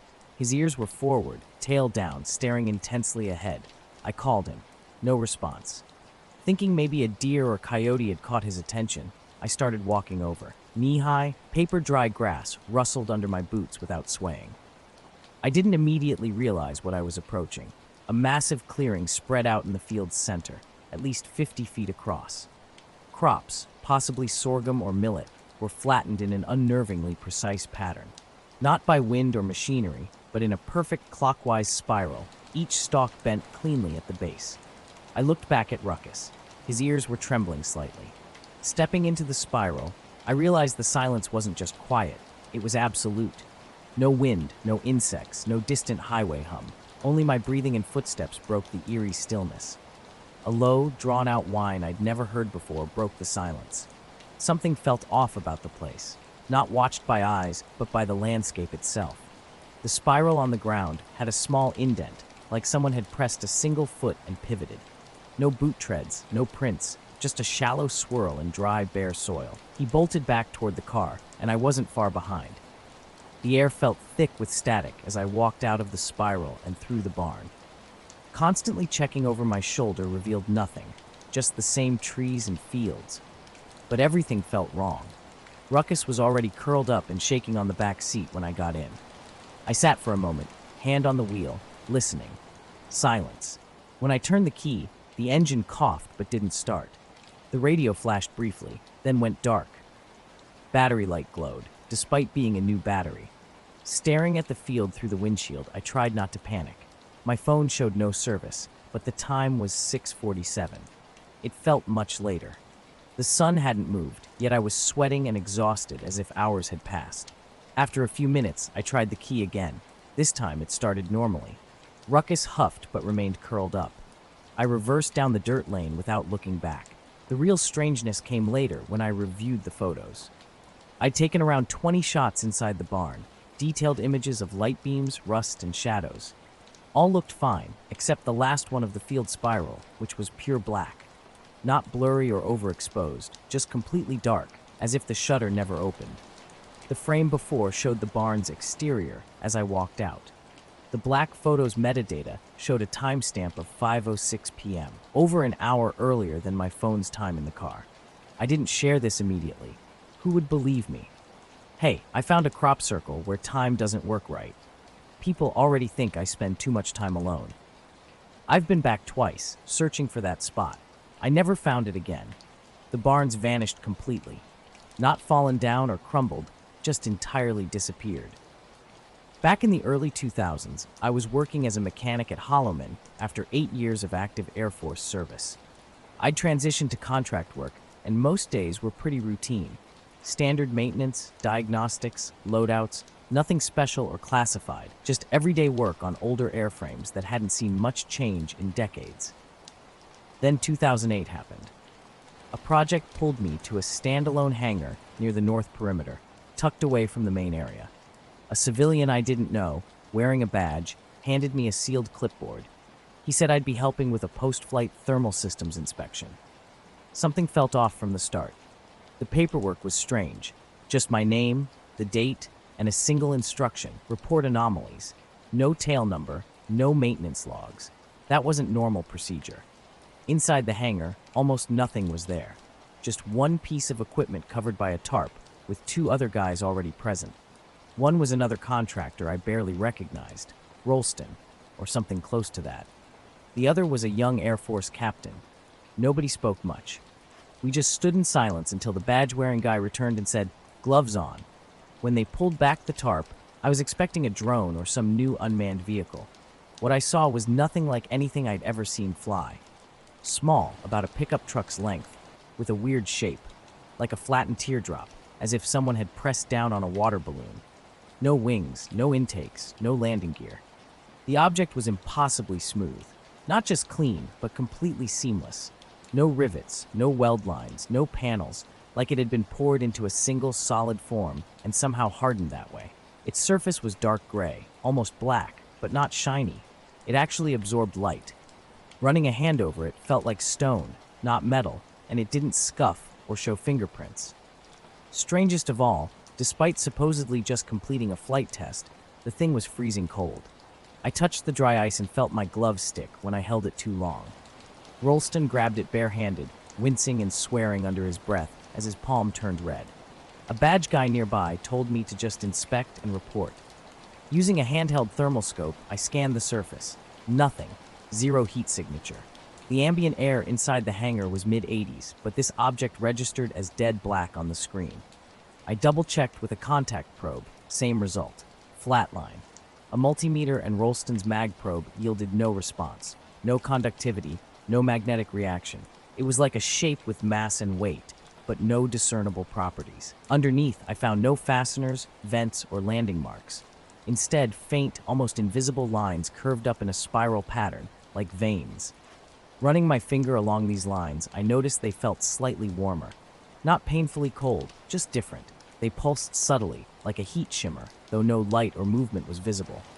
I asked the captain about noting this, but he didn't respond. Someone shut the hangar doors. Lights dimmed, temperature plummeted. Breath became visible. "Wrap it up," the badge guy said. Nobody moved. Then the hum started. At first, barely audible, more a pressure deep in your head, buzzing gently behind the ears. Rolston stepped back, rubbing his temple. I felt it in my jaw, like post-long car ride tooth vibration. The surface began to ripple, not visibly moving, but feeling like it wanted to. Looking directly at it made your eyes slide off, with your brain filling in phantom shapes. Nausea hit me hard. I blinked, focusing on a floor bolt to stay grounded. The captain walked out abruptly. The badge guy started to speak, then stopped. I was working the night shift at the local radio Monito ring station just outside Flagstaff, Arizona. The place was quiet, except for the hum of equipment and the occasional crackle from the receivers. My old German shepherd, Fenn, was curled up at my feet, not much of a watchdog, but good company when the silence gets thick. My job was to sit there and monitor open frequencies for anything unusual, from emergency broadcasts to random chatter from far-flung corners of the spectrum. It wasn't glamorous, but it paid the bills and gave me time to think. The air was dry and cool, typical for early spring in the desert. Windows cracked open, letting in the smell of sagebrush and a hint of wood smoke from a neighbor's fireplace. Around midnight, I was scrolling through the VHF band with headphones on, jotting down odd snippets of mostly static or distant chatter from amateur operators. Then something caught my attention on a channel I usually ignored. A series of pulses that repeated every 47 seconds. Faint, but definitely there. I thought maybe it was a glitch or some weird atmospheric interference. The pattern didn't match any known signal. The hum got louder. The temperature started changing. Rolston was there watching. It's normal. It'll stop in a minute. And it did. The hum faded. The temperature leveled out. The surface went back to matte and smooth. We packed up quick after that. No final notes, no signatures. Just got our gear and left. Rolston didn't even say goodbye. Just went straight to the lot and drove off. That night, my right ear rang until about 3 a.m. Next morning, I checked the schedule. The hangar wasn't listed. The project number was gone from the logs. I asked my shift lead if he knew who was assigned there next. He just looked at me funny and said that bay has been closed for months. I didn't push it. A couple weeks later, I got reassigned to equipment at White Sands. Pretty normal work. I ran into Rolston once at the PX. He didn't say anything, just looked at me, then looked away like he didn't want to admit we'd both seen the same thing. That was the only time in 20 years I worked on something that felt wrong. Not dangerous, just not made for us. Not meant to be touched or studied or taken apart, just there. I still think about how cold it was, even after a flight. That doesn't make sense. Nothing does. I was working on fence posts where farmland gives way to open fields, just off County Road 17 on the edge of town. The day was quiet, typical of this remote stretch of land. I'd been tracking an unusual radio signal, unlike any beacon or weather station I'd encountered before. I started recording it, carefully noting the exact times it hit and trying to tune around the frequency. No other signals occupied the same band, just this strange, rhythmic pulse. After about 30 minutes, the pattern began to shift subtly. The pulses lost their even spacing. Sometimes the gaps contracted, sometimes they stretched, but the basic rhythm remained intact. It was too consistent to be random, yet too unpredictable for a standard transmission. The signal reminded me of Morse code, but without any recognizable letters. Fenn suddenly stirred, a low growl rising from his throat, ears perked up. When I glanced down, he was staring intently out the window toward the dark pine forest bordering the property. I tried reassuring him it was just radio noise, but an unease settled over me. The radio signal abruptly vanished, replaced by static. Then, emerging from the white noise, a voice came through, soft, strained, almost like a whisper carried on the wind. "Don't look up," it said, clear as day. I froze. The words repeated twice more, each with a slight delay, as if someone was struggling to communicate. I checked my equipment. Everything appeared normal. No other channels were active, and tracing the source seemed impossible. I attempted to respond, calling out, "Hello, hello, where are you?" But only static answered. Fenn barked sharply once, then retreated to the floor, tail tucked. Sitting back, heart racing, I tried convincing myself it was a prank or distant radio interference. But this was unlike anything I'd ever heard. I glanced out the window. The sky was clear, stars scattered in their usual indifferent patterns. No flashes, no strange lights, just the quiet desert night. For the next hour, I continued listening, but the signal never returned. I scanned other bands, checked neighboring radios. Nothing unusual emerged. When dawn broke, Fenn and I went outside. The pine forest looked normal, the dirt road still dusty and empty. Yet I couldn't shake the feeling that something watched from just beyond the tree line. That day, I stayed home, unplugged the radios, and avoided looking skyward. The message replayed in my mind each time my gaze drifted upward. I still don't understand its meaning or origin. I only know it was real enough to freeze me in place, alone in a small radio shack in the middle of nowhere. The late afternoon sun hung low, but warm in early September, stretching long shadows across the dry grass. I'd been working steadily for hours, driving metal posts into the earth with careful precision. My border terrier Charlie wandered nearby, occasionally chasing grasshoppers or sniffing the ground. Working outside in quiet places has always been my preference. The only sounds were typically my hammer striking metal and the surrounding ambient noises. Just as I finished straightening the final post around 5:15 p.m., a strange sound caught my attention. A sharp, high-pitched whine, softer than a dental drill but more consistent. I paused, scanning the landscape. Nothing seemed out of place. just wind and crickets. When I looked up, the sky was clear, transitioning from blue to pale orange near the horizon. Directly above me, about 40 feet high, a completely black oval shape moved silently across the sky. The object was unlike anything I'd seen before. No windows, no markings, no rotors or lights. Its movement was unnerving, slow and deliberate, almost lazy, as if surveying the ground below. What struck me most was its effect on the surrounding environment. The tall, dry grass beneath it swayed in a smooth, uniform wave, bending precisely under its path despite no wind. Charlie's reaction heightened my unease. He stood frozen, growling low, ears pinned back, staring intently upward. When I tried calling him, he remained transfixed. I felt rooted to the spot, unable to move.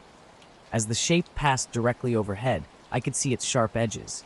It was a perfect matte black that seemed to absorb light rather than reflect it. The whining sound grew louder momentarily before quickly fading as the object drifted eastward, gliding over the fields and eventually disappearing from view. No engine noise, no wind disturbance, just that persistent, unsettling whine and the inexplicable movement of the grass beneath it. Late August in northern Minnesota brought a crisp edge to the nights, though the days still held the sun's heat. I'd been camping alone near Twin Pines Lake, just a couple miles off a logging road. The spot was quiet, away from trails and scattered cabins, just the lake, the trees, and me. A small clearing near the water offered a perfect campsite, with a soft dirt patch surrounded by pine needles and moss. My dog Willow, a scruffy border collie mix with a white patch over one eye, was curled up at the tent's entrance, half asleep. We'd spent the afternoon hiking and fishing, leaving me exhausted. Around 11 p.m., I turned off my headlamp. The lake was dead silent, broken only by occasional fish splashes and distant frog croaks. Willow shifted a few times but remained quiet. Just as I was about to drift off, a faint rhythmic thumping caught my attention.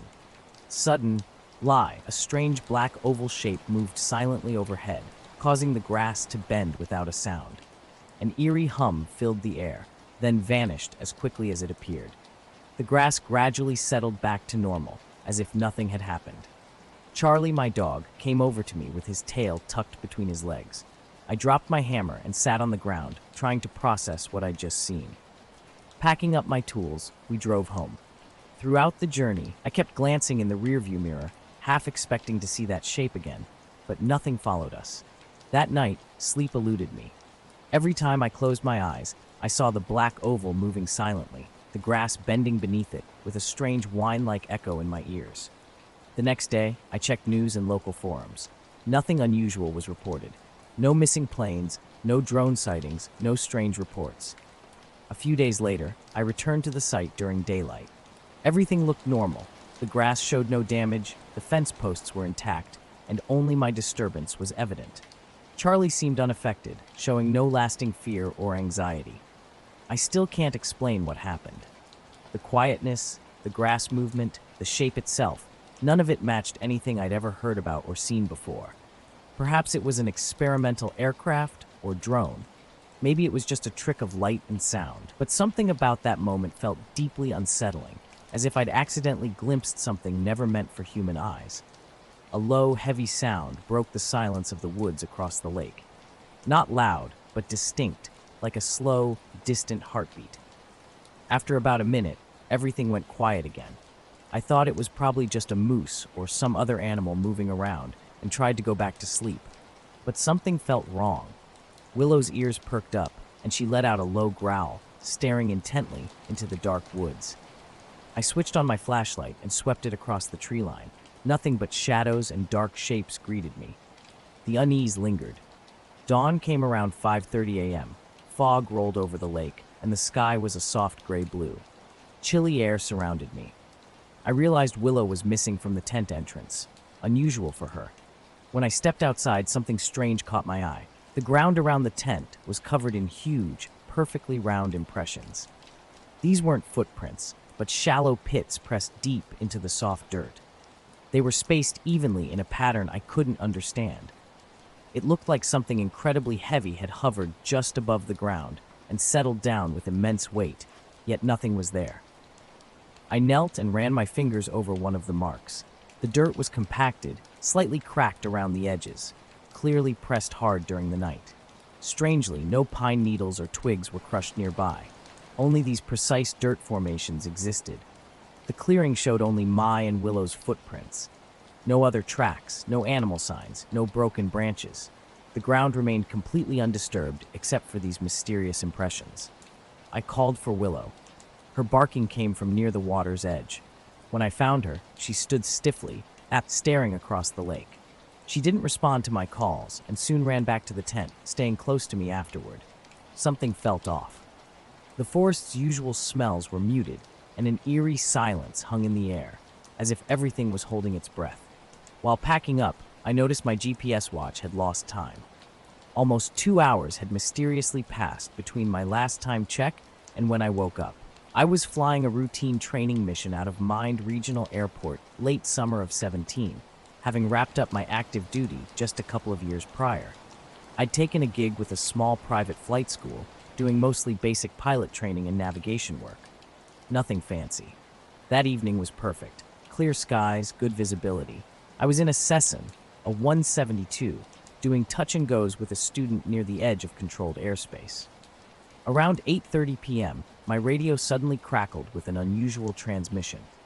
It wasn't the standard tower or approach chatter. The voice was calm but firm. "Hawkins, this is ground control. You are ordered to investigate an unidentified aerial object approximately 20-meter northeast, elevation unknown. Proceed immediately." I double-checked the frequency, thinking it might be a drill or mistake. "Ground control. Copy that. Can you clarify the target?" "Nothing. Just static." The tone felt weirdly clipped, like someone who didn't want to waste words. Not one to ignore an order, even a vague one, I told my student to circle back to the runway and took off solo.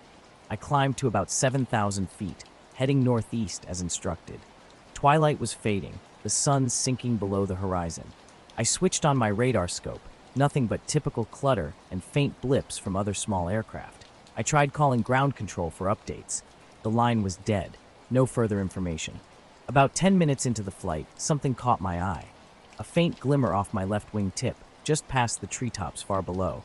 It didn't look like any aircraft I knew. No blinking navigation lights, no discernible shape. Just a pale, elongated light. Weeks later, I was camping at Twin Pines. My dog Willow was restless, constantly scanning the woods and whining softly. When I checked my watch, I realized I'd slept less than the time shown. Maybe a glitch, though I'd already verified the settings and battery. On the drive back, I kept glancing in the rearview mirror, half expecting something to emerge from the trees. The road remained empty. I've returned to Twin Pines since, but never stayed overnight again. Those impressions in the dirt still haunt me. Sometimes, late at night, I could swear I hear a faint thumping sound in my own backyard. The night sky stretched out before me, dark and endless. At first, the light moved slowly, just drifting through the darkening expanse. Then it accelerated with shocking speed, vanishing from sight in seconds. I banked left, trying to get a better look, and checked the radar. Nothing. No signal. No interference. Pulling the plane into a tighter turn, I followed the light's last known path. The radio buzzed. Ground control's voice returned, calm but serious. "Object detected. Proceed with caution. Maintain visual contact if possible." Suddenly, the light reappeared, but this time as a formation. 3 small lights moved in perfect sync, about 300 feet apart. Their movement defied explanation. They shifted from a slow, deliberate eastward path to an abrupt, sharp left turn, something no normal aircraft could accomplish. The acceleration was instantaneous, without the gradual buildup you'd expect from any plane.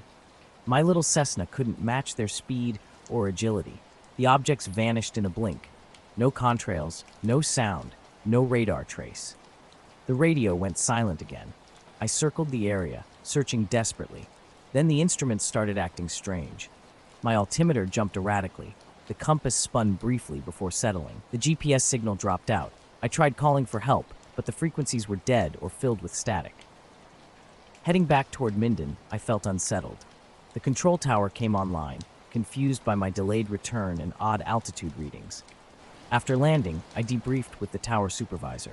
No other aircraft reported seeing anything. Radar logs showed no unidentified contacts. Ground control denied issuing any orders. Later, I checked the logs myself. The entire event was a blank. No trace of the objects or the transmission. That night, I lay awake, trying to make sense of it all. Was it a drone, a weather balloon, military test craft? Nothing matched what I saw. Those lights, their impossible moves, the silence. Crambled instruments. They haunted me. Whatever it was, it didn't behave like anything I knew. I still fly, but I haven't forgotten that night, and I'm not sure I ever will. The night was unusually warm for late October, with a faint smell of smoke and pine hanging in the air. I'd been driving for hours and was ready to stretch my legs and grab some coffee before the final stretch. Ridgeview was a typical no-frills truck stop. Weather-beaten picnic tables, a cracked asphalt lot, and a flickering neon diner sign. My border collie mix, Juno, jumped down from the truck the moment I parked, immediately starting her usual exploratory sniffing. The old billboard at the edge of the lot had been there forever, its letters peeling from some long-forgotten tire company advertisement. I leaned against the cab, taking a long sip from my thermos.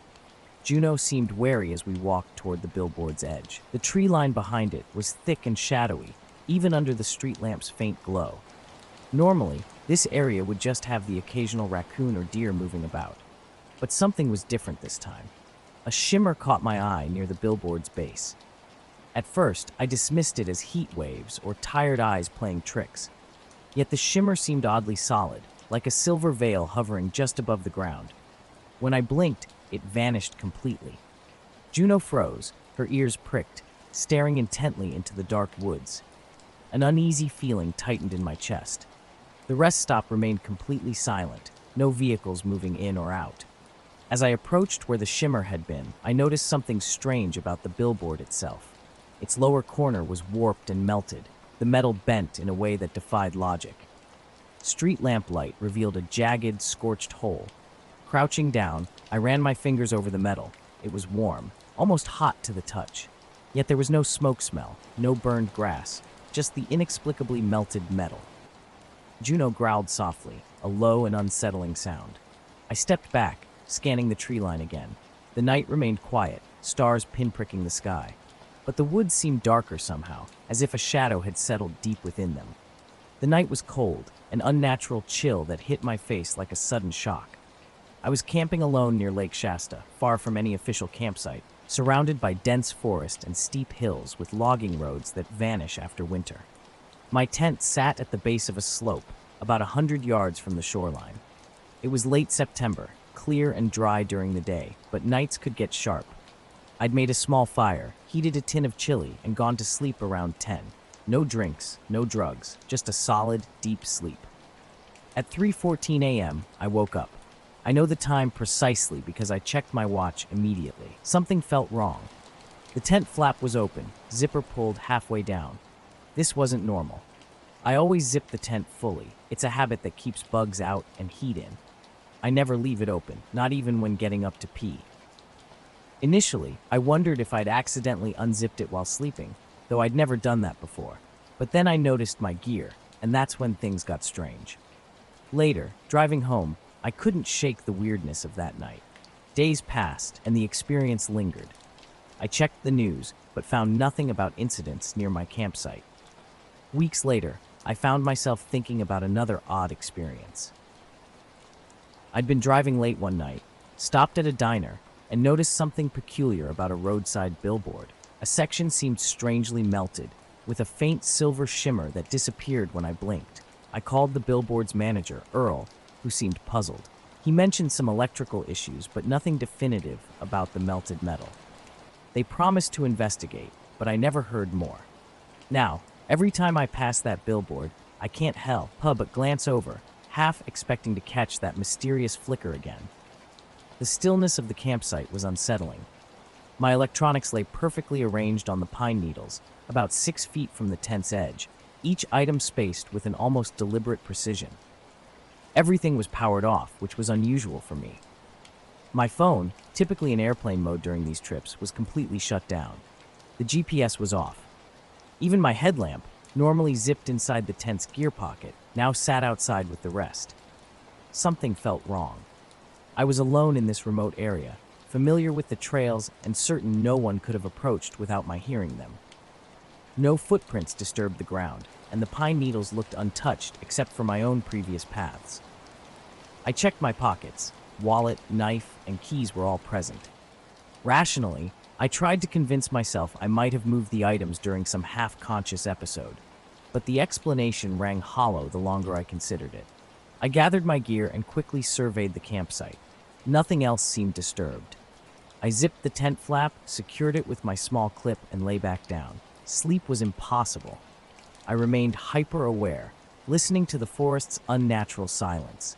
No wind, no insects, no subtle woodland sounds, just complete stillness. Around 4:30, I began drifting into that hazy state between wakefulness and sleep. Then I heard it. A soft, rhythmic clicking from behind the tent, uphill. Precise, regular, like two pieces of plastic tapping together. Click, click, pause, click, click. I lay motionless, breathing slowly, trying to determine its source. Was it an animal? Something else? The sound continued for about 5 minutes before stopping abruptly. I waited another 10 minutes, then sat up and switched on my headlamp. Dead, completely drained, despite being fully charged just the day before. The GPS was unresponsive. My phone turned on, but the screen, something was definitely not right. My overnight trucking route was a long haul from California to Oregon, cutting through a lonely stretch of Highway 97 between Weed and Mount Shasta. It was around 2:30 a.m., that quiet time when the world seems to pause and hold its breath. Just me and my rig, parked on the shoulder of a narrow canyon with no other vehicles in sight, just cold wind rolling down from the mountains. My phone started acting strange that night, glitching, flickering, jumping between apps like something was remotely accessing it. Then it shut down completely and wouldn't turn back on. When sunrise finally came, I got out of my tent and checked the slope behind me. Strange marks were pressed into the dry, loose dirt. Not quite footprints, but heavy depressions spaced a few feet apart in a zigzag pattern. They led down from the trees toward my tent and stopped just short of the rainfly. I walked to the lake to clear my head, and when I turned back, I saw a shape standing still in the trees. About 50 yards away, mostly hidden behind a trunk, I could make out part of a shoulder or head. I called out. No response. When I stepped closer, it moved quickly and silently deeper into the woods, vanishing in seconds. I didn't chase it. Instead, I packed up fast, shoving gear into my pack without any care for folding or wrapping. Within 10 minutes, I was on the trail and hiked back to my truck in under 4 hours. When I finally had cell signal again, my phone still wouldn't boot. I tried charging it from the car. Nothing. A week later, I had to get a new phone. The repair guy couldn't recover anything, saying the hardware was completely corrupted. My GPS suffered the same fate, never powering on again. My headlamp was the only device that partially worked after a battery change, but the bulb flickered weakly when I turned it on, struggling to stay lit. Since that night, I haven't camped solo. I still go out sometimes, but always with friends. I bring my gear and zip the tent tight, yet every now and then I wake up in the dark, checking to ensure everything is still inside and secure. My old border collie mix, Rook, was nestled on the passenger seat, his ears constantly twitching even as he dozed. The night was cold enough to make your breath cloud up in the truck's cab. I'd cracked the door open slightly for some fresh air, with the radio humming softly in the background, just the usual trucker chatter and static. While scrolling through my phone's playlists, something caught my eye just beyond the guardrail. About 15 feet from my truck, a strange shape hovered just above the ground.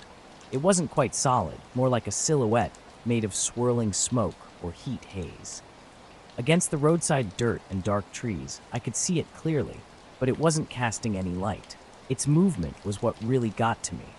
This thing wasn't walking or running. Instead, it paced slowly back and forth, maybe 5 or 6 feet at a time, almost like it was trapped in some invisible loop.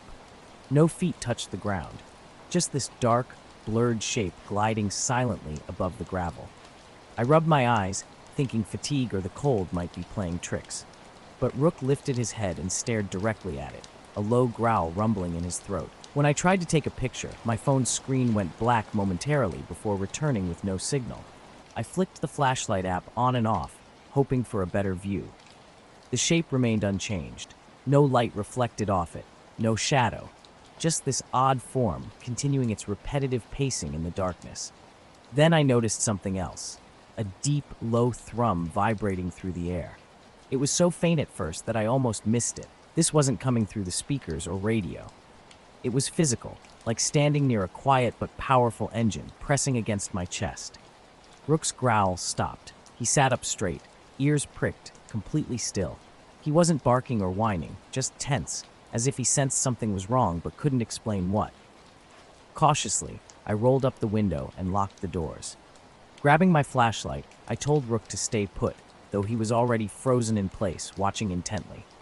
I was driving home late one Friday night on this stretch of highway that runs through the foothills outside of Salem, Oregon. The road winds through trees and open fields, mostly empty at night, with only the occasional truck breaking the silence. Suddenly, something caught my eye. A shape moved near the guardrail, slow and deliberate. I blinked, and it vanished instantly, like someone had flipped a switch. Just darkness and empty dirt remained. Then it was back. Same shape, same steady pacing.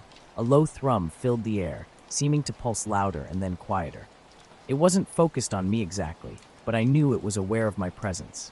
I pulled out my phone, 2:42 a.m., and tried to call dispatch. Nothing worked.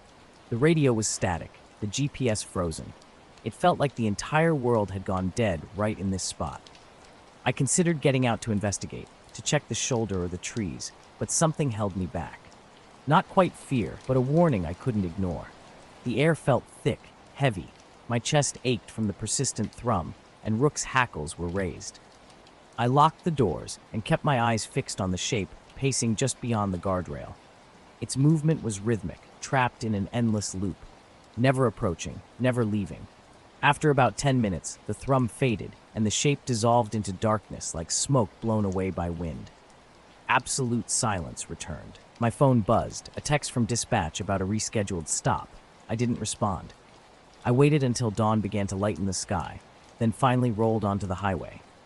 Rook remained quiet, occasionally glancing at the side mirror. Oars but never panicking. I haven't shared the details with anyone, mostly because I can't explain what I saw. It wasn't an animal or a person, not even light or shadow in any conventional sense. That shape keeps haunting me, pacing beyond my truck, the low thrum resonating in my chest, the world going silent around me. I don't know what it was or why it appeared, but it was real, and somehow I knew it wasn't alone. I was driving home late one night, a typical routine for a night shift worker. The road was quiet, the sky clear and cool with a hint of early spring chill. After finishing a double shift at the diner, I was exhausted and eager to get home. About 10 miles out of town, something caught my eye. A dark, triangular shape hung motionless in the sky, hovering around 50 or 60 feet above the highway. It wasn't flying or moving like any aircraft I'd ever seen. No blinking lights, no sound, just a solid, dark mass against the night sky. I slowed down, trying to make sense of what I was seeing. Was it a crane, a drone, a helicopter? Nothing seemed to fit. As I approached, the object began to rotate slowly, as if turning on an invisible axis. Its smooth edges and lack of wings or rotors made it unlike any aircraft I recognized. Gripping the steering wheel, I felt uneasy. My headlights seemed to be absorbed by its surface, creating an eerie effect. As I passed underneath, it remained perfectly still, rotating silently with no visible support. No cables, no poles, no engines. Weeks later, I discovered I wasn't alone. An online local forum was filled with similar accounts. Other drivers reported seeing the exact same triangular shape in the same highway location, typically between 10:30 and midnight. Their descriptions matched mine precisely. Silent, no blinking lights, slow rotation, no apparent means of support. Some drivers even claimed their phones lost signal or GPS malfunctioned in that area, though I hadn't noticed anything unusual myself. Intrigued, I tried to recreate the experience on a subsequent night, arriving around 11:15 p.m. For a while, nothing happened, just the quiet road, the pine-scented air, and my headlights cutting through the darkness.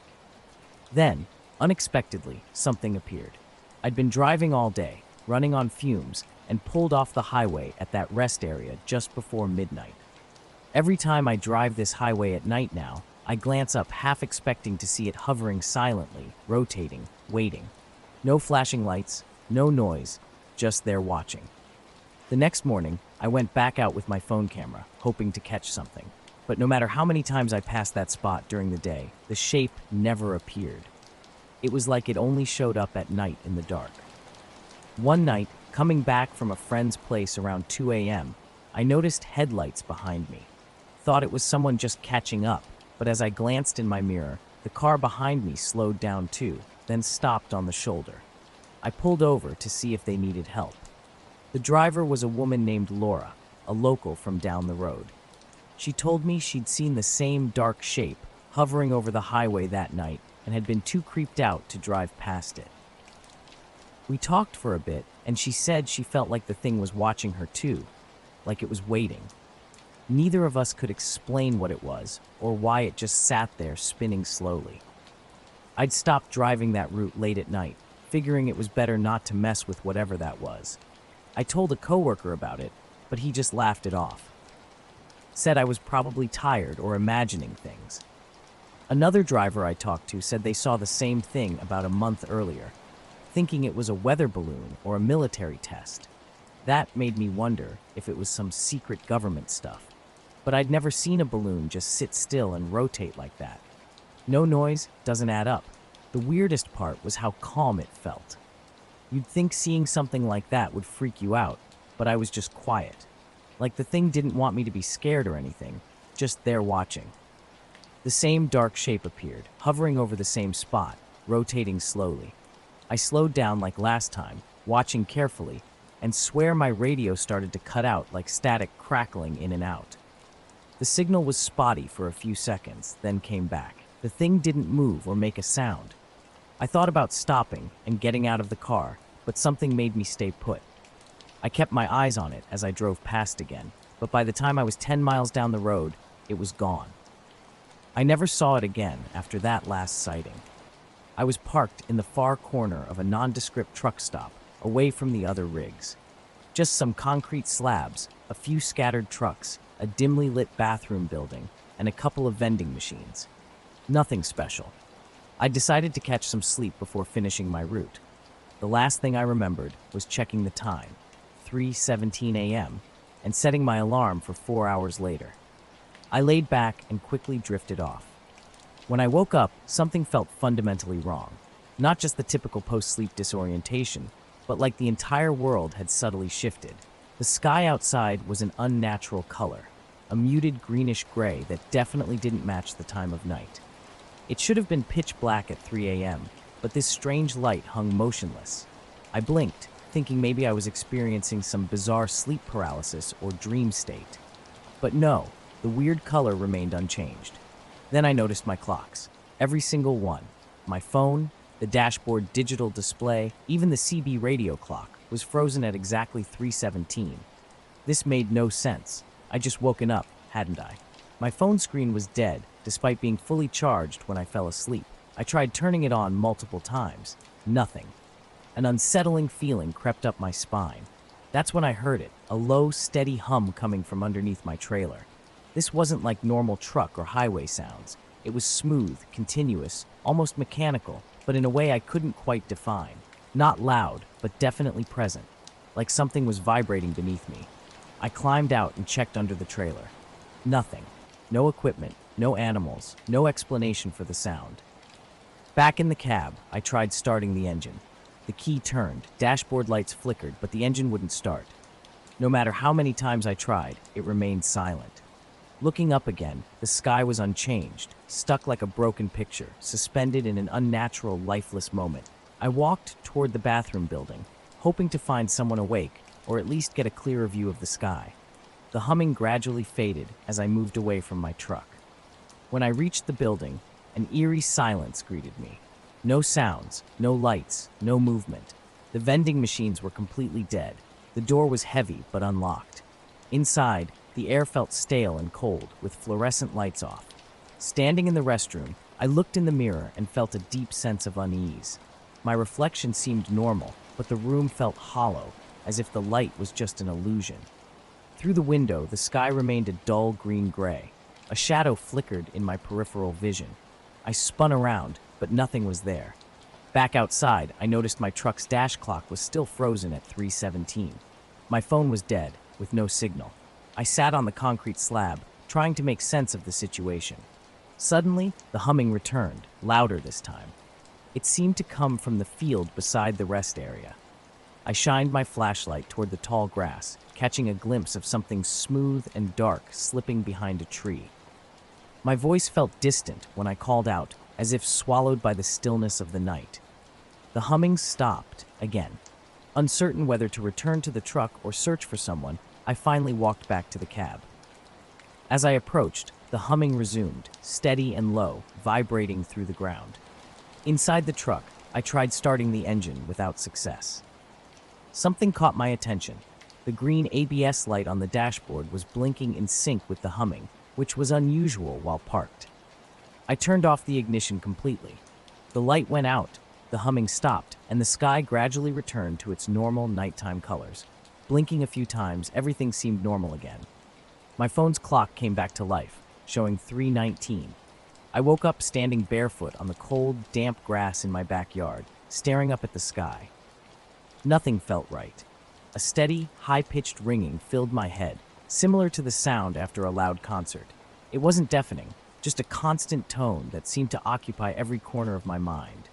The neighborhood was shrouded in a strange, muted glow, casting an unusual haze over everything. I blinked repeatedly, trying to orient myself, but everything felt foggy, like I'd been yanked from a deep sleep. My last clear memory was being in bed around midnight, but now I had no idea what time it was. Looking down, I noticed my feet were wet and slightly muddy. The grass was damp with dew, which was odd because my backyard is just a small patch in a suburban neighborhood, bordered by a wooden fence. The air carried a faint rain smell, despite no forecast predicting precipitation. I had absolutely no recollection of how I'd gotten outside. Checking myself for injuries, I found no cuts or scratches. My shirt was wrinkled and untucked, my jeans had some dirt smudges, but nothing suggested I'd been in any kind of accident. Physically, I didn't feel hurt or winded, just blank and disconnected. The high-pitched ringing persisted, and I noticed my heartbeat was louder than normal. With each step toward the back door, the cold grass squished beneath my feet. Moving felt dreamlike, as if I were floating through an unfamiliar landscape. When I crossed the threshold into the house, the ringing began to fade gradually, like someone slowly turning down a volume knob. I closed the door and leaned against it, trying to shake off the bizarre sensation. In the kitchen, I poured a glass of water. My hands were steady but felt peculiar. Later, I told other truckers about my experience, but no one had heard of anything similar happening. I still can't explain the stopped clock, the weird sky color, or what might have moved behind those trees. All I know is that night was different. And sometimes, a part of me wonders if I truly woke up at all. My phone screen showed 2:37 a.m., and the battery had mysteriously dropped from 60% to just 12%. No messages, no missed calls. I couldn't remember how I'd ended up outside, my mind a blank screen. Back in the kitchen, I sat down, trying to focus. The ringing that had plagued me earlier was gone, but a strange pressure lingered behind my eyes. Something felt off. I needed to understand what had happened. Grabbing a flashlight and shoes, I headed to the backyard to investigate. The grass looked mostly normal, except for a peculiar detail, a small, perfectly dry circle near the fence. While the rest of the lawn was covered in dew, this spot was clean and untouched, as if someone had carefully wiped it down. The sky was thick with fog, blurring distant streetlights. No stars, no moon. As I scanned the area, something caught my eye beyond the fence line in the woods. A soft, steady glow that didn't resemble any familiar light source. It wasn't a flashlight or a porch light. This was different. The faint ringing returned briefly. Stopping the moment I turned away from the light. I watched, caught between curiosity and unease. Who could I even call about this? What would I say? Eventually, I went back inside. The moment I crossed the threshold, the light vanished as silently as it had appeared. The next day, everything seemed normal. My neighbor reported nothing unusual. I checked the backyard again in daylight. The dry circular patch remained, exactly 10 feet across, a silent reminder of the night's strange events. Night had settled over the backyard, and the grass stood stiff and pale. My sleepwalking wasn't new, but this experience was different. I'd never wandered outside in darkness without remembering how I got there, and certainly not with a strange ringing in my ears and mysterious lights hovering beyond the fence. I've kept this mostly to myself, unsure how to explain what happened. It wasn't terrifying like a nightmare, but definitely not ordinary. Even now, in quiet moments lying in bed, that faint ringing sometimes returns, a subtle reminder that something unexplained lingers just out of reach. My sailing trips have always been a routine escape, a week of solitude, just me and my boat, drifting across open waters to clear my mind. This particular journey started like all the others: calm seas, gentle wave sounds, occasional seabird calls. Each morning I'd wake early, check conditions, adjust my sails, and spend hours watching the horizon. Being far from land always brings a sense of peaceful detachment. On the fourth evening, after sunset, I was on deck as the sky deepened to blue and stars began emerging. The ocean was mirror smooth, reflecting the twilight. Something caught my eye about 100 meters away, initially appearing like floating debris. But this was different. What I saw was a perfectly round, shiny metallic disc, completely still on the water's surface. No sounds accompanied it, just absolute silence, except for water lapping against my boat. It was around 8 to 10 feet wide, with no markings or signs of wear. Unlike other maritime oddities I'd encountered, driftwood, floating nets, unexpected seals, this object seemed to hover just above the water. I blinked and looked away momentarily, then back. The disc had subtly tilted, maybe 10 degrees, defying everything I understood about maritime physics. The night was calm, the water stretching out in every direction. I was alone on my boat, scanning the horizon, when something caught my eye. A disc, smooth and metallic, seemed to adjust its angle gently. Then, without warning or disturbance, it vanished. Not sunk or submerged, but completely gone. No ripples, no bubbles, nothing moved. I circled the boat, searching with my binoculars, but found nothing. Just open water in all directions. I sat there, trying to make sense of what I'd witnessed. This wasn't a boat, wasn't debris, and definitely wasn't natural. Yet there was no noise, no evidence. It had simply disappeared. The rest of the night felt uneasy. I kept looking back, half expecting it to reappear. I checked the radio. No chatter, no reports from nearby vessels. The sky remained clear, stars steady. The next day, I mentioned it to some fishermen at a small harbor. They exchanged strange looks. One suggested it might be an experimental drone, but no one had heard of anything like that in the area. Another thought I might be imagining things, but I wasn't hallucinating. I'm used to long hours alone and know when my mind plays tricks. This was real.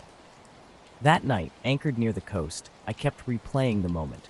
The stillness, the silence, that impossible disc sitting untouched by waves or wind. I don't know what it was or why it was there. It made no sound, attempted no communication, felt neither hostile nor threatening. It simply existed for a moment, then vanished like a whisper. Back home, I checked everything: weather reports, maritime logs, anything that might explain a floating metal disc appearing and disappearing in the middle of the ocean. Nothing. And, when I'm out on the water, I think about it. Not with fear or excitement, but with a quiet confusion.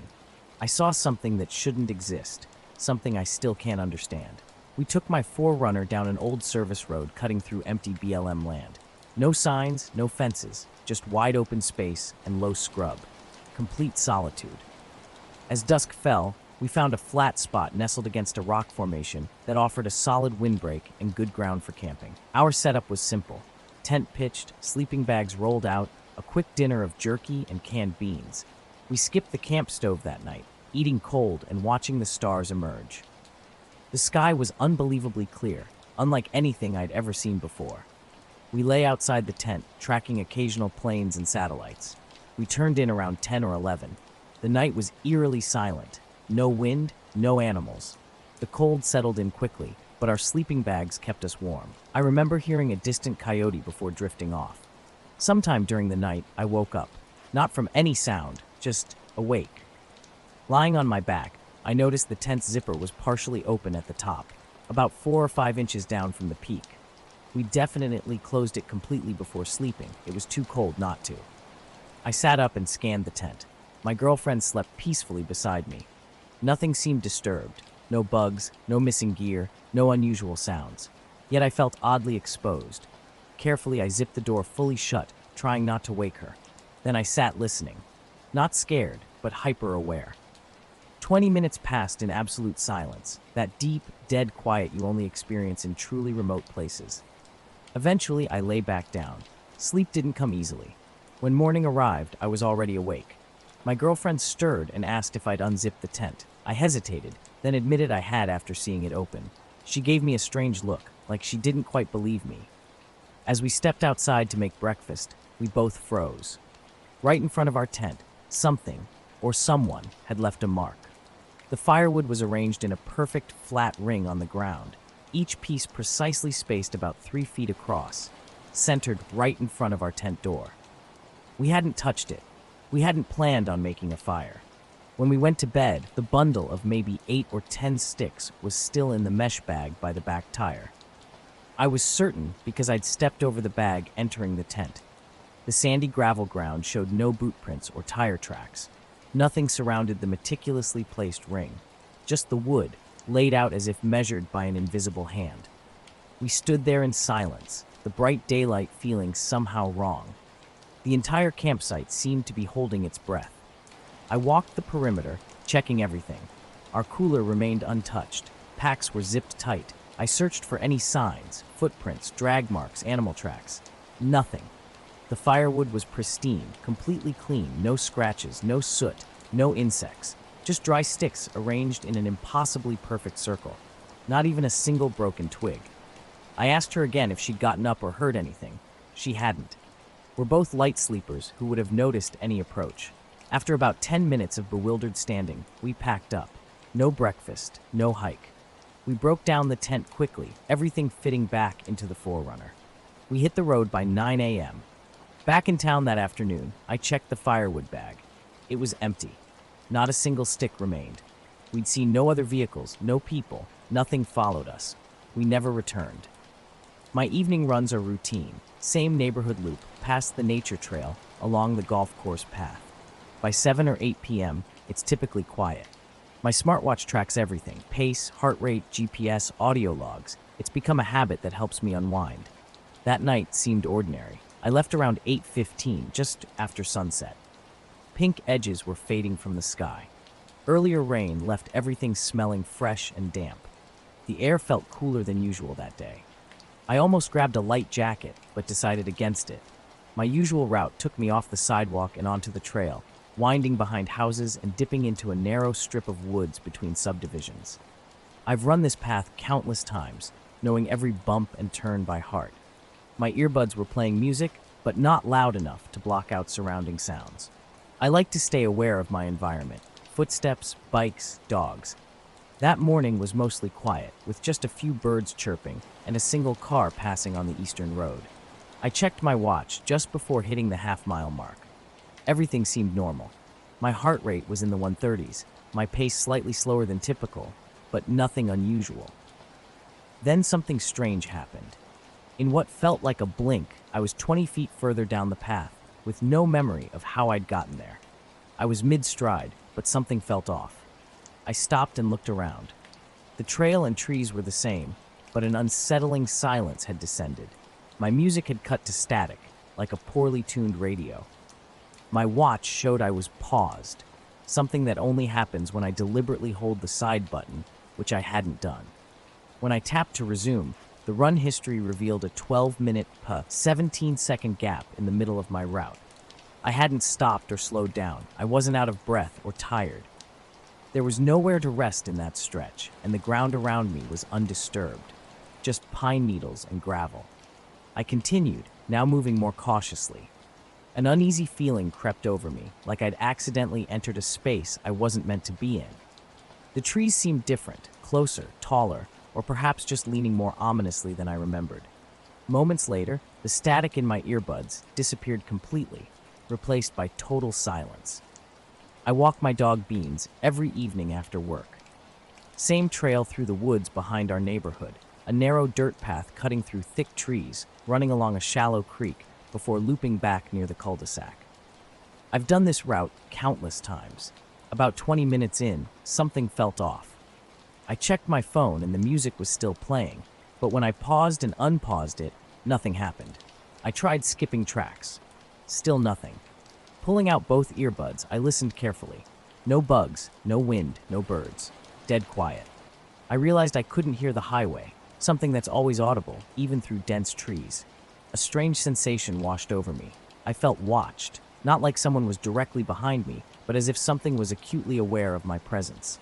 I picked up my pace, not sprinting, but moving with enough urgency to distance myself from that unsettling feeling. When I finally emerged onto the sidewalk, sounds rushed back abruptly. Crickets, distant traffic, a plane overhead. It was like someone had suddenly turned up the volume. Under a streetlight, I checked my phone's audio recording. I don't always record, but that night I had, probably testing a new app setting. The full run was 44 minutes long, but between 22:03 and 34:20, there was only static. Not silence, but low, glitchy hissing with high-pitched pops, like a broken speaker struggling to process something incomprehensible. The GPS track showed the same anomaly. My blue line just stopped in the middle of the woods for over 12 minutes before resuming as if nothing happened.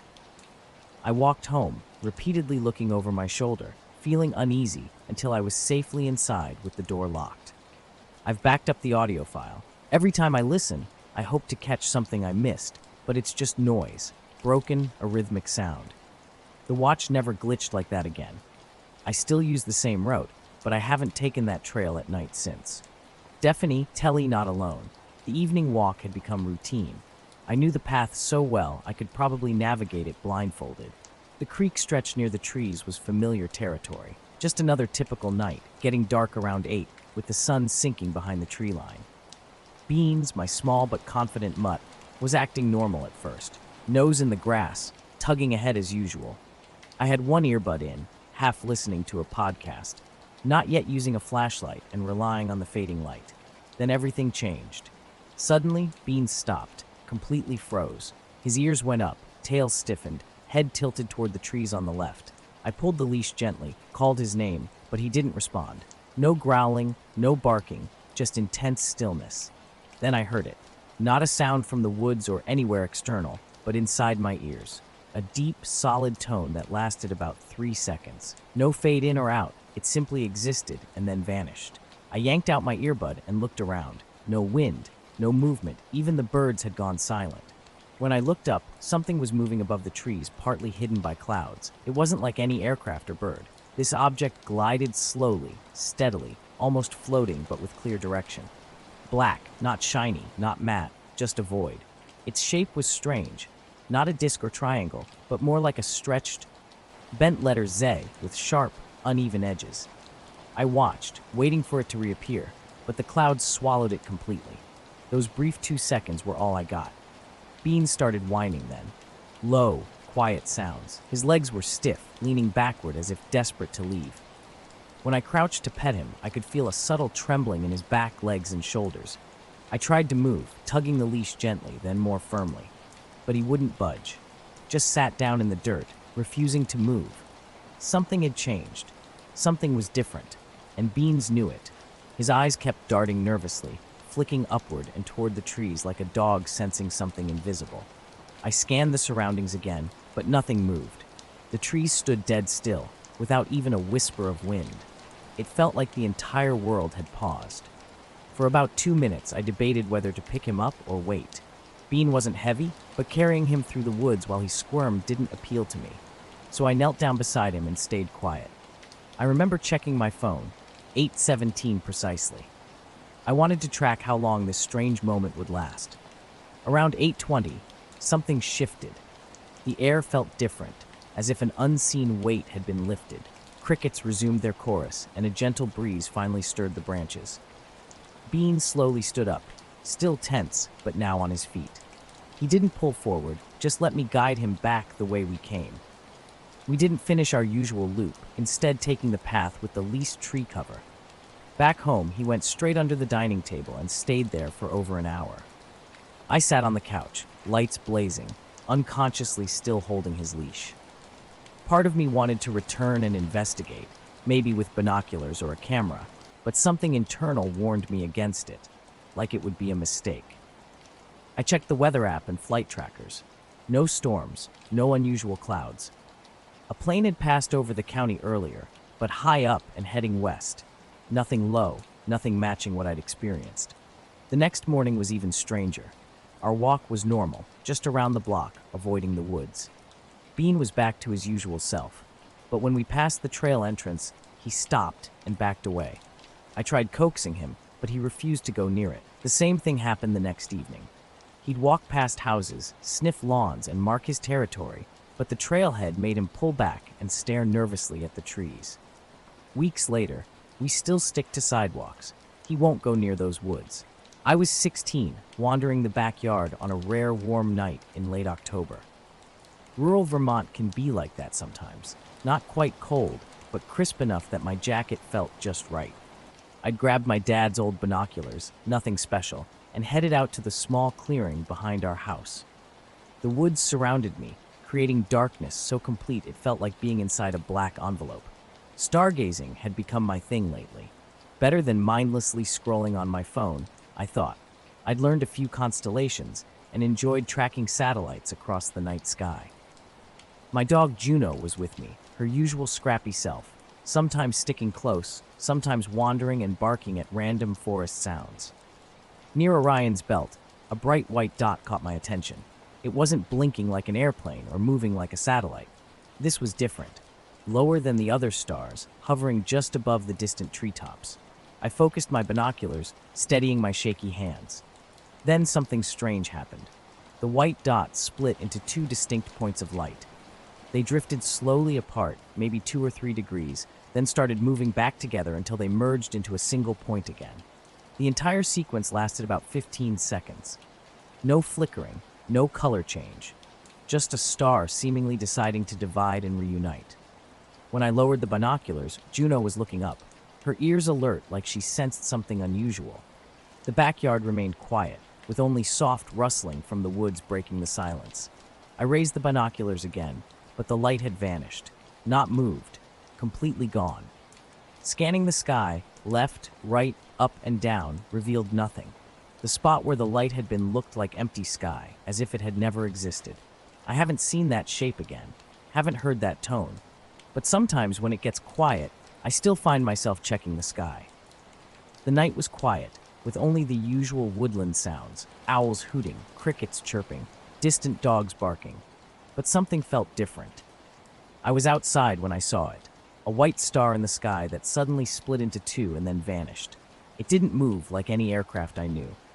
Juno, my dog, was tense and staring into the trees. After the light disappeared, I thought I heard something moving slowly through the brush. Not wind, but something deliberate. I called out to her, but she remained still, focused on something in the darkness. When I told my sister Morgan about it later, she was skeptical. She suggested it was probably a satellite or an optical illusion. But I knew satellites don't behave like that. I watch a lot of night sky content online, and this was different. I tried finding the exact spot in the sky with binoculars in the following days, but nothing. I asked my parents if they'd noticed anything unusual at night, but they hadn't. Just the standard forest sounds. Since that night, I've spent hours looking up, hoping to see it again. Juno still sometimes freezes and stares into the woods, but nothing ever appears. The woods are full of hunters and hikers, and small planes fly over occasionally, but none of them move like what I saw. It wasn't scary. What stuck with me was how it didn't fit any explanation, just a white star splitting and disappearing. I wondered if anyone else had seen it. That morning began with Rufus, my old lab, pawing at the bedroom door and whining. Figuring he needed to go out, I grabbed my slippers and headed downstairs. It was early May in Vermont, cool but bright, with that fresh spring sunlight that feels like a new beginning. Sometimes I still think about that night, and I can't help but wonder, what was that light? I stepped onto the porch that morning and immediately noticed something strange about the garden. My small patch of tomatoes, basil, pepper plants, and sunflowers, which usually grow wherever they want, were out perfectly aligned. Every single plant leaned in the exact same direction, facing the woods behind the house. This wasn't normal. The plants looked almost unnaturally positioned, as if someone or something had carefully guided them overnight. But no one lives near enough to mess with my garden, and the old fence seemed undisturbed. Rufus, my dog, was sniffing around the plants, looking puzzled but not scared. I walked through the garden, checking each stem and leaf. Nothing was broken or trampled. The soil looked untouched.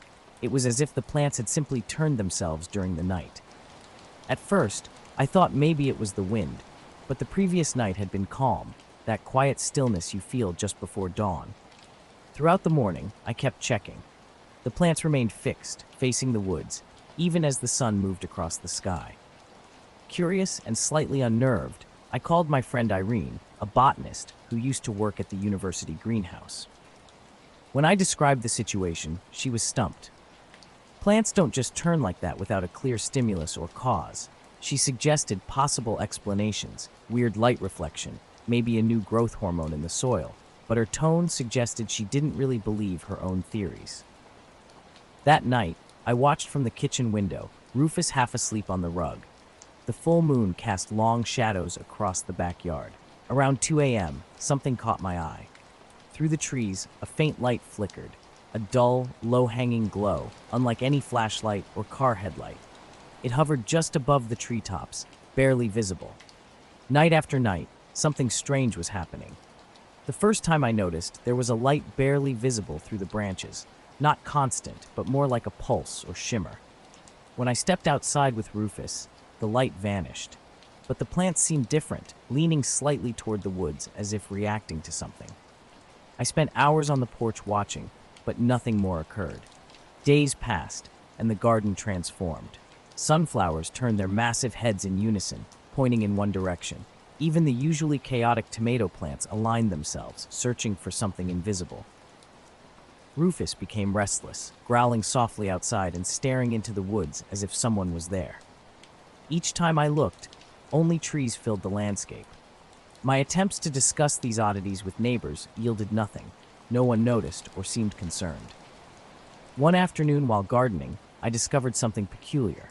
Near the wood's edge, the soil looked different, darker and damp, despite no recent rain. Digging with my hands, I found the ground loose, as if something had been tunneling. Before I could investigate further, Rufus started barking intensely, his ears flat and eyes fixed on the tree line. A shadow or shape slipped between the trunks. I quickly called Rufus and rushed inside. Moments later, Irene's text arrived. She'd been researching unusual plant behaviors and mentioned something about plants responding to low-frequency electromagnetic fields. She wondered if an underground source might be responsible. The entire situation felt surreal and inexplicable.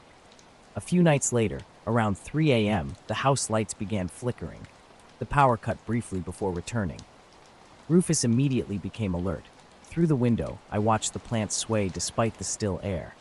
Then I saw it again, a pale blue-green light moving slowly among the trees beyond the fence.